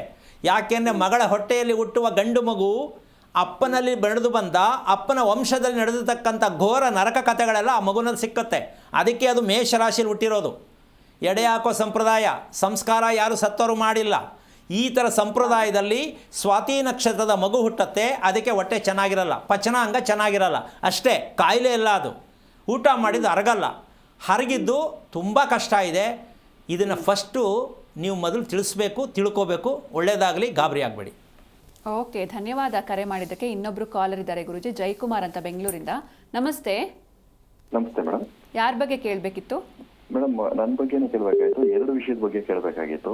ನಿಮ್ಮ ನಕ್ಷತ್ರ ಹೇಳಿ ಸರ್. ನನ್ನ ಹೆಸರು ಜಯಕುಮಾರ್ ಅಂತ, ಅಶ್ವಿನಿ ನಕ್ಷತ್ರ. ಗುರುಗಳೇ ನಮಸ್ಕಾರ. ಓಕೆ, ಗುರೂಜಿ ಇದ್ದಾರೆ, ಮಾತಾಡಿ. ಹಲೋ ಗುರುಗಳೇ ನಮಸ್ಕಾರ. ನಾರಾಯಣ, ಹೇಳಿಪ್ಪ, ಏನು ಮಾಡ್ತಿದ್ದೀರಾ? ನನ್ನ ಹೆಸರು ಜಯಕುಮಾರ್ ಅಂತ. ನಾನು ಒಂದು IT ಕಂಪ್ನಿಯಲ್ಲಿ ಕೆಲಸ ಮಾಡ್ತೀನಿ. ಸ್ವಲ್ಪ ವಾಯ್ಸ್ ಬೇಕು. 2 ವಿಷಯ ಸರ್, ನಾನು ಒಂದು ಕಂಪ್ನಿಯಲ್ಲಿ ಕೆಲಸ ಮಾಡ್ತೀನಿ, ಪ್ರೈವೇಟ್ ಕಂಪನಿಯಲ್ಲಿ. ಎಷ್ಟು ವಯಸ್ಸು? ನನಗೆ 41 ಗುರುಗಳೇ. ಮದುವೆಯಾಗಿ ಎಷ್ಟು ವರ್ಷ ಆಯಿತು? ಮದುವೆಯಾಗಿ 10 ವರ್ಷ ಆಯಿತು ಗುರುಗಳೇ. ಯಾವ ವಾರ ಮದುವೆ ಮಾಡ್ಕೊಂಡ್ರಿ? ಶುಕ್ರವಾರ ಗುರುಗಳೇ. ನೀವು ಹುಟ್ಟಿದ ವಾರ? ಶುಕ್ರವಾರ. ಓಕೆ, ಹೇಗಿದೆ ಮದುವೆ ಜೀವನ? ಪರವಾಗಿಲ್ಲ, ಮೀಡಿಯಮ್ ಆಗಿದೆ, ಏನು ತೊಂದರೆ ಇಲ್ಲ. ತೊಂದರೆ ಇಲ್ಲ ಆದರೆ ನನಗೆ ನಾನು ಹೇಳ್ತಿರೋದು ತೊಂದರೆ ಆಗಬೇಕು ಅಂತಲ್ಲ. ಮದುವೆ ಅಂದರೆ ಜೀವನದಲ್ಲಿ ಯಾವುದೇ ಕಾರಣಕ್ಕೂ ನೆಮ್ಮದಿಯಾಗಿ ಬದುಕುವುದಕ್ಕೆ ಮದುವೆ ಮಾಡ್ಕೊಳ್ಳೋದು. ಹೌದು ಹೌದು, ಕರೆಕ್ಟ್. ಹೌದಲ್ಲ? ಹೌದು. ಅದು ಎಷ್ಟು ಪರ್ಸೆಂಟೇಜ್ ಸಿಕ್ಕಿದೆ ನಿಮಗೆ? ಎಲ್ಲರ ಜೀವನದಲ್ಲಿ ಹೇಗೆ ನಡೀತಾ ಹಾಗೆ ಇದೆ. ನನಗೊಂದು 70-80% ಪರವಾಗಿಲ್ಲ, ಏನು ತೊಂದರೆ ಇಲ್ಲ. ಓಕೆ, ಇವಾಗ ನಿಮ್ಗೆ ಏನು ಬೇಕಾಗಿದೆ ವಿಷಯ? ನಮ್ಮ ತಂದೆ ಅವರು ಇದ್ದಕ್ಕಿದ್ದಂಗೆ ಮರಣ, ಒಂದು 2 ವರ್ಷ 3 ವರ್ಷದ ಹಿಂದೆ. ಅವರು 71, ತುಂಬಾ ಚೆನ್ನಾಗಿದ್ರು, ತುಂಬಾ ಆರೋಗ್ಯವಾಗಿದ್ರು. ಇವತ್ತಿಗೂ ನನಗೆ ಅದೊಂಥರ ಮಿಸ್ಟ್ರಿ, ಅದೇನು ಗೊತ್ತಾಗ್ತಾ ಇಲ್ಲ, ಯಾಕೆ ಹಾಗೆ ಇದ್ದಕ್ಕಿದ್ದಂಗೆ ಅವ್ರು ಹೋದ್ರು. ಅವರು ಚಿತ್ತಾ ನಕ್ಷತ್ರ, ಕನ್ಯಾ ರಾಶಿ ಅವ್ರದ್ದು. ಮತ್ತೆ ಅವ್ರು ಆದ್ಮೇಲೆ 1 ವರ್ಷಕ್ಕೆ ಇವನು ನನ್ನ ಮಗ ಹುಟ್ಟದ. ಯಾರು, ನಿಮ್ಮ ಮಗನ? ನನಗೆ ಮಗ ಆಯ್ತು, ಅಂದ್ರೆ 9 ವರ್ಷಕ್ಕೆ 8 ವರ್ಷ. ಅವನ ನಕ್ಷತ್ರ ಏನು? ಅವನ ನಕ್ಷತ್ರ? ಅವನದು ರೇವತಿ ನಕ್ಷತ್ರ. ಓಕೆ, ನೀವು ವಾಸ ಮಾಡೋವನ ಎಷ್ಟು ವರ್ಷದ್ದು? ಇದು 2-3 ವರ್ಷ ಆಯ್ತು ಕಟ್ಟಿ. 2-3 ವರ್ಷನಾ? ಹಾಂ. ಓಕೆ, ರಸ್ತೆ ಯಾವುದು ಮನೆಗೆ? ಸರ್ ಇದು ಮಾಡ್ಲಾ? ಹಾಂ, ಏನು ಗುರುಳೆ? ನಿಮ್ಮ ಮನೆಗೆ ರಸ್ತೆ ಮೇನ್ ರೋಡ್ ಇರ್ತಕ್ಕಂಥದ್ದು? ಪಶ್ಚಿಮಕ್ಕಿದೆ ರಸ್ತೆ. ಓಕೆ, ಪಶ್ಚಿಮದಲ್ಲಿ ನೀವು ಕಾಂಪೌಂಡ್ ಹಾಕಿದ್ದೀರಾ? ಹಾಂ, ಕಾಂಪೌಂಡ್ ಇದೆ, ಗೇಟ್ ಇದೆ. ಜಾಗ ಎಷ್ಟಿದೆ? 30-50. ಅಲ್ಲಪ್ಪ, ಕಾಂಪೌಂಡ್ ಒಳಗಡೆ ಜಾಗ ಎಷ್ಟಿದೆ? ಕಾಂಪೌಂಡ್ ಒಳಗಡೆ ಒಂದು 16 ಅಡಿ ಜಾಗ ಇದೆ, ಕಾಂಪೌಂಡಿಂದ ಗೋಡೆಗೆ, ಮನೆ ಗೋಡೆಗೆ. ಓಕೆ, ಪೂರ್ವಕ್ಕೆ ಬಂದರೆ?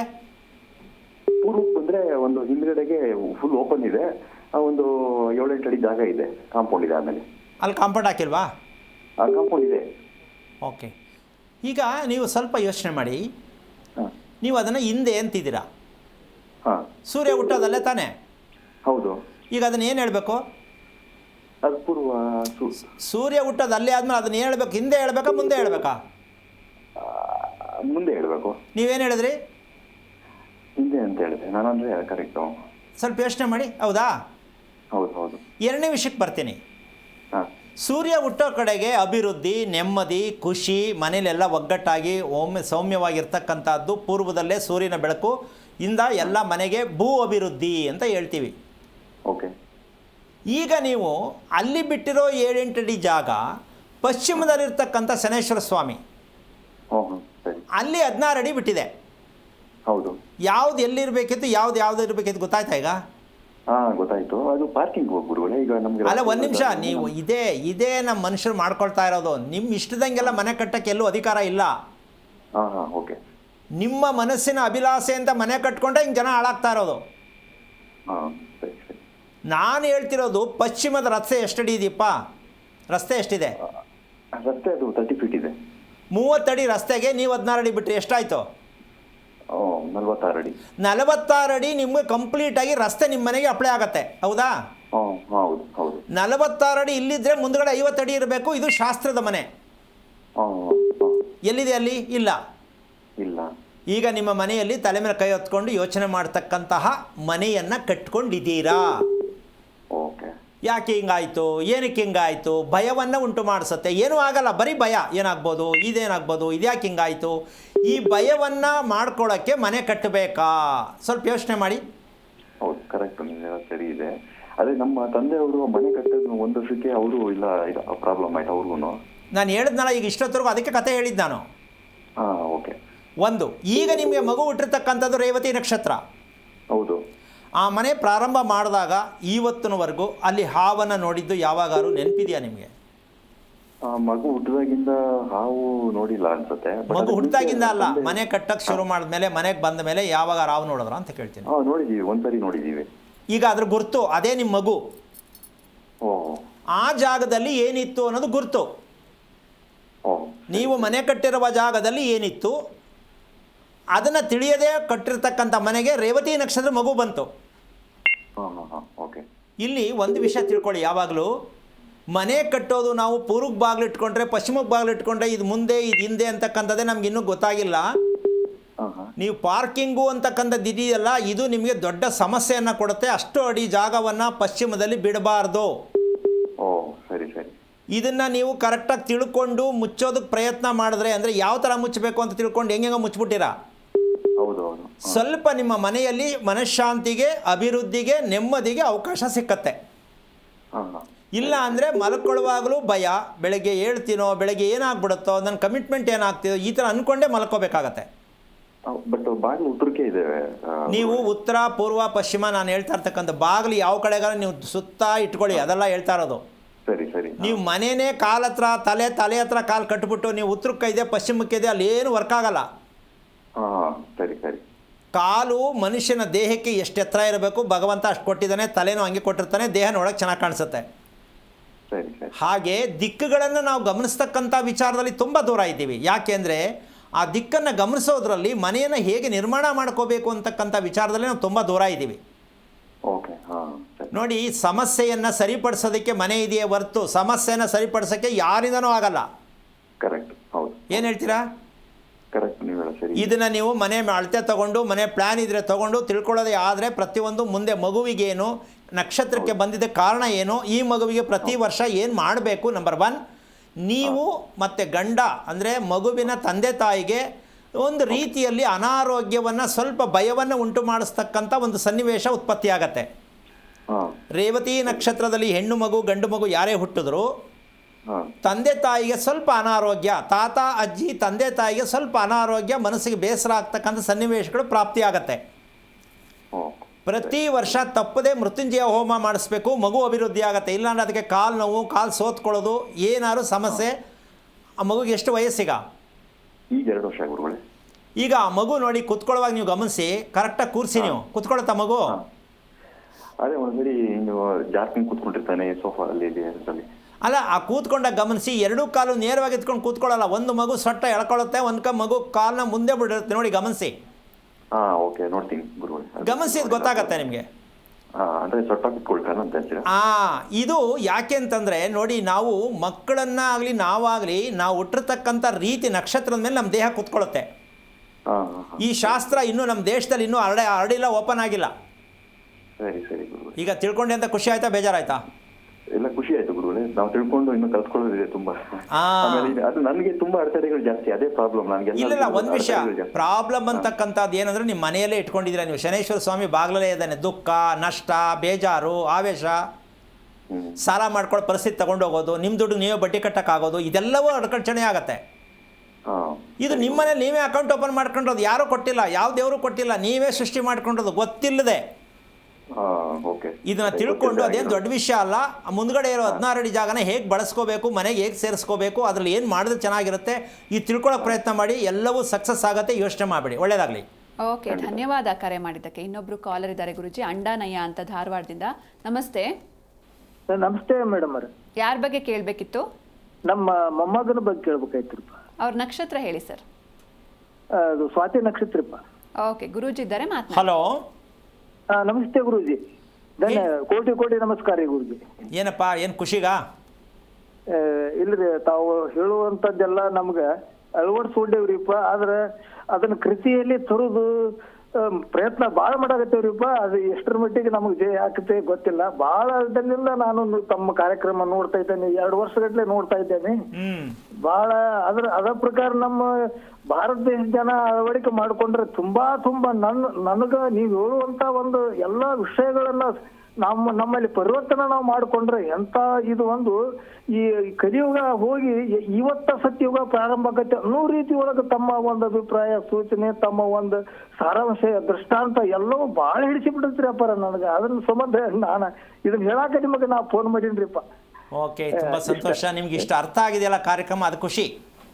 ಬಹಳ ಅರ್ಥ ಆಗೈತ್ರಿಪ್ಪ, ಬಹಳ ಅರ್ಥ ಅಂದ್ರೆ ಬಹಳ ಅರ್ಥ. ಈ ಪ್ರಕಾರ ಎಲ್ಲಾ ಜನರು ಈ ಅಳವಡಿಸ್ಕೊಂಡ್ರೆ ಮಾತ್ರ ಏನ್ರಿಪ್ಪ ಅದನ್ನ ಅಧರ್ಮ ಅನ್ನುವಂಥದ್ದು ನಶಿಸಿ ಹೋಗಿ ಧರ್ಮಕ್ಕೆಲ್ಲರೂ ಹತ್ತಿರ ಆಗ್ತಾರೆ ನೋಡ್ರಿಪ್ಪ. ಅಂತ ಒಂದು ನಿಮ್ಮಂತ ಸ್ವಾರಸ್ಯ ವಿಚಾರಗಳ ನಮ್ಮಲ್ಲಿ ಈ ಕೇಳಿ ಕೇಳಿ ನನಗೂ ಬಹಳ ಆನಂದ ಭರಿತ ಆಗ್ಬಿಟ್ಟೇನ್ರಿಪ್ಪ ರಣ. ಓಕೆ, ಈಗ ಏನಾಗಬೇಕಿತ್ತು ನಮ್ಗೆ? ಏನೇನ್ರಿಪ್ಪ, ನಮ್ಮ ಮೊಮ್ಮಗ ಒಂದು ಈ 6 ವರ್ಷದವ್ರಿಪ್ಪ, ಸ್ವಾತಿ ನಕ್ಷತ್ರಪ್ಪ. ಒಂದು ಸ್ವಲ್ಪ ಅಧೈರ್ಯ, ಭಾಳ ಧೈರ್ಯನೇ ಇಲ್ರಿಪ್ಪ. ಮತ್ತೆ ಇಷ್ಟಾಗಿ ನಾವು ಮಾತಾಡಿದ ಕೂಡಲೇ ರಿವರ್ಸ್ ಸ್ವಲ್ಪ ಮಾತಾಡಕ್ಕೂ ಒಂದೀಟ ದೌಡ್ ಉತ್ತರ ಕೊಡೋದಿಲ್ಲ. ಈಗಿನ ಹುಡುಗರಂಗ ಈಗ 6 ವರ್ಷದ ಹುಡುಗರು ಇರ್ತಲ್ರಿಪ್ಪ, ಆ ರೀತಿ ಇಲ್ಲ. ಭಾಳ ಕೇಳಿಸ್ಕೊಳ್ಳಿ, ಹೇಳ್ತೀನಿ. ಹ್ಞೂನ್ರಿಪ್ಪ, ಹೇಳಿ. ನೀವು ಇದನ್ನ ಗಮನಿಸ್ಬೇಕು. ಏನು ಮಗು ನಿಮ್ಮಲ್ಲಿ ಇದೆಯಾ, ಬೇರೆ ಅಲ್ಲ ಇದೆಯಾ, ಮಗಳ ಹತ್ರ ಇದೆಯಾ? ಮಗನ ಇಲ್ರಿ, ನಮ್ಮ ಹತ್ರ ಅದನ್ರಿ, ಮಗನ ಮಗರಿ ನಮ್ಮ ಹತ್ರ ಅದ. ಓಕೆ, ಆ ಮಗು ಕರೆದ್ಬಿಟ್ಟು ಇವಾಗ ಹೊಟ್ಟೆ ಮುಟ್ಟು ನೋಡಿ ಎಷ್ಟು ಗಟ್ಟಿ ಇದೆ ಅಂತ ಸ್ವಲ್ಪ ನೋಡಿ ಗೊತ್ತಾಗತ್ತೆ. ಒಂದು. ಎರಡನೇದು, ಟೈಮ್ ಸರಿಗೆ ಕರೆಕ್ಟಾಗಿ ಯಾವುದೇ ಕಾರಣಕ್ಕೂ ಮಗು ಮೋಷನ್ಗೆ ಹೋಗಲ್ಲ. ಇಲ್ರಿಪ್ಪ, ಅದು ಒಂದು ಸ್ವಲ್ಪ ಪ್ರಾಬ್ಲಮ್ ಐತ್ರಿ. ಅಲ್ಲ, ಒಂದು ನಿಮಿಷ ಕೇಳಿಸ್ಕೊಳ್ಳಿ. ಅದೇ ಒಂದು ಸ್ವಲ್ಪ ಪ್ರಾಬ್ಲಮ್ಮೇ ನಾನು ಹೇಳ್ತಿರೋದು. ಹೊಟ್ಟೆ ಕ್ಲೀನ್ ಇಲ್ಲ ಅಂದರೆ ನೀವು ಅವನು ಹುಚ್ಚ ಆಗಿದಾನ ಅಂತ ನೀವು ಅನ್ಬೋದು. ಏನು ಹುಚ್ಚ ಆಗೈತಾ, ತಲೆಕೆಟ್ಟೈತಾ ಅಂತ ಹೇಳ್ಬೋದು. ಬುದ್ಧಿ ಭ್ರಮಣೆ ಆಗೋದಾ, ಏನಾರು ಹಿಡ್ಕೊಂಡಾಯ್ತಾ, ಮೆಟ್ಕೊಂಡಾಯ್ತಾ, ಬೈತಾರಲ್ಲ ಕೆಲವು ಸಲ ಬೇಜಾರು ಮಾಡ್ಕೊಂಡು ಮಕ್ಕಳಿಗೆ.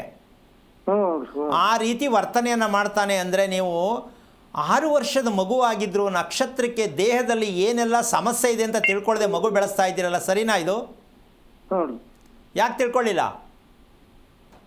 ಸರಿಪ್ಪ, ಅದೇ ತಿಳ್ಕೊಳ್ಳೋನ ಕಣಕ್ಕೇನ ಅದ್ರದ್ದು ಅರ್ಥನೂ ನಮ್ಗಾಗೆಲ್ಲ. ಈಗ ತಮ್ಮ ಕಾರ್ಯಕ್ರಮ ನೋಡಿಂದ ತಿಳ್ಕೊಬೇಕಂತ ವಿಚಾರಕ್ಕೆ ನಾವು ನೋಡಿ, ನಾವು ಇಲ್ಲಿ ಕೂತ್ಕೊಂಡು ಹೇಳ್ತೀವಿ ಹೊಟ್ಟೆ ಕತೆ ಏನಾಗಿದೆ ಅಂತ ಸ್ವಲ್ಪ ನೋಡ್ಕೊಳ್ಳಿ, ಅದನ್ನು ಗಮನಿಸಿ ಟೈಮ್ ಸರಿಗೆ ಹೋಗೋದಕ್ಕೆ ಪ್ರಯತ್ನ ಏನು ಮಾಡ್ಬೇಕಂತ ತಿಳ್ಕೊಂಡ್ರೆ ಸಾಕು.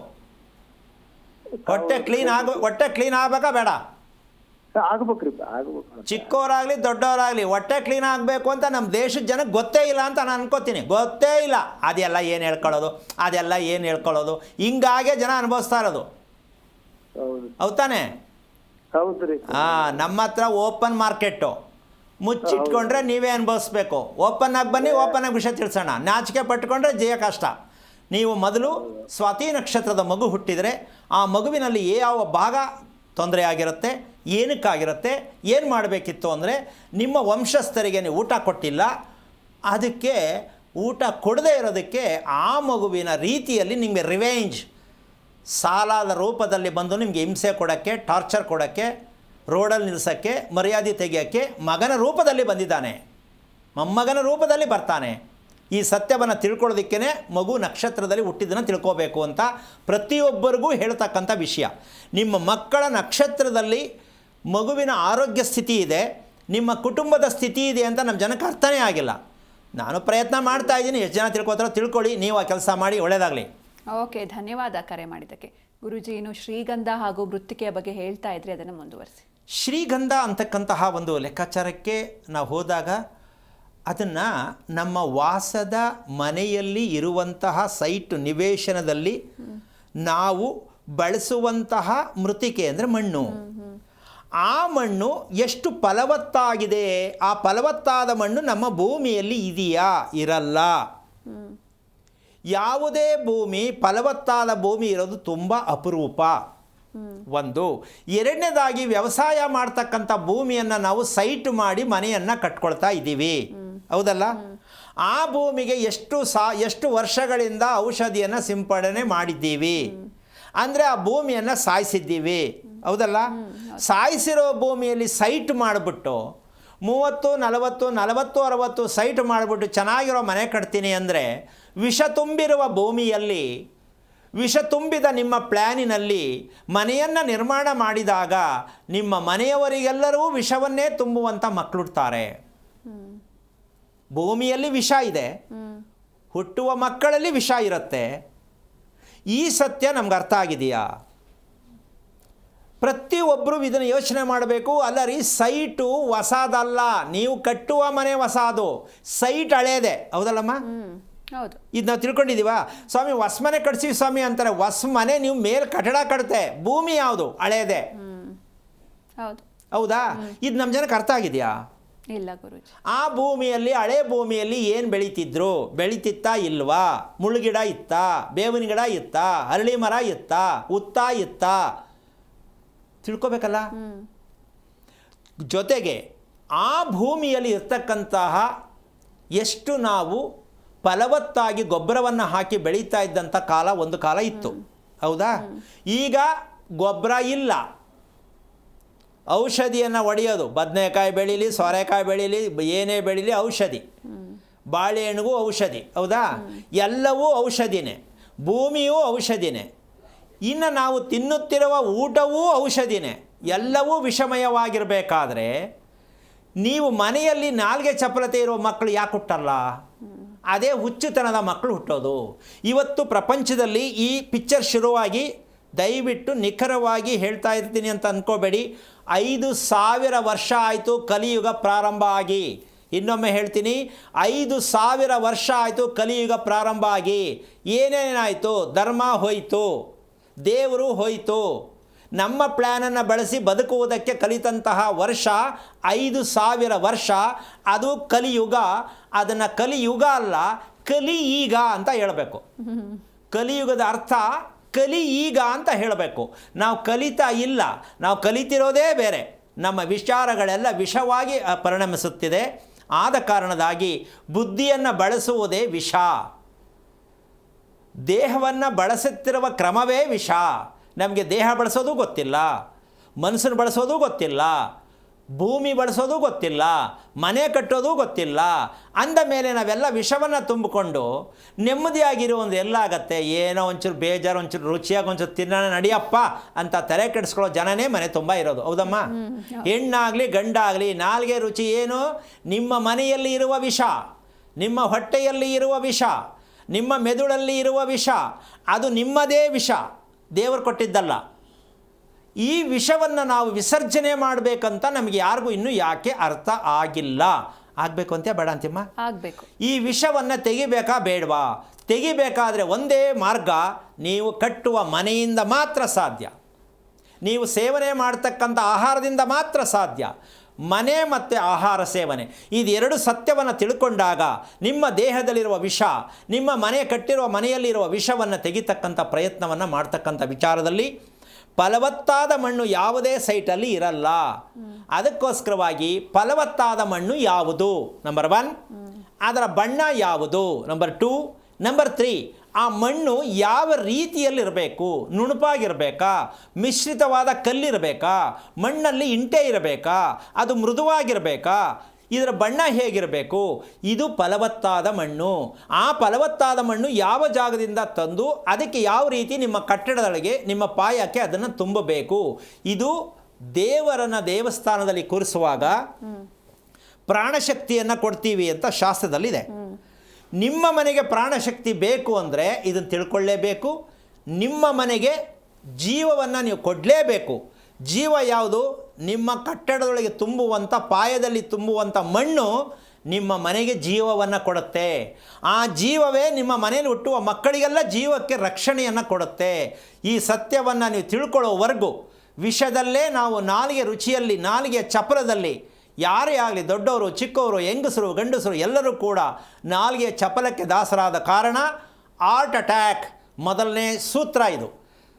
ಯಾಕೆ ಇದನ್ನು ಎಚ್ಚರಿಕೆ ಕೊಡ್ತಾ ಇದ್ದೀನಿ ಅಂದರೆ, ಯಾವುದೇ ವೈಜ್ಞಾನಿಕವಾಗಿ ಹೃದಯಾಘಾತಕ್ಕೆ ಸಮಸ್ಯೆಯನ್ನು ಕಂಡುಹಿಡಿಯಲಿಕ್ಕೆ ಇನ್ನೂ 20 ಅಲ್ಲ, ಇನ್ನೂ 200 ವರ್ಷ ಆದರೂ ಹೇಳೋಕ್ಕಾಗಲ್ಲ. ವೈದ್ಯ ಲೋಕದಲ್ಲಿ ನಾವು ಚಾಲೆಂಜ್ ಮಾಡಿ ತೋರಿಸ್ತೀವಿ, ನಿಮ್ಮ ಹೃದಯಾಘಾತ ನಿಮ್ಮ ವಾಸದ ಮನೆಯಲ್ಲೇ ಇದೆ ಅಂತ ದಯವಿಟ್ಟು ತಿಳ್ಕೊಂಡು ಮನೆ ಕಟ್ಟಿ ಅಂತ ಹೇಳ್ತಾ ಕಾರ್ಯಕ್ರಮ ಮುಗಿಸ್ತಾ ಇದ್ದೀನಿ.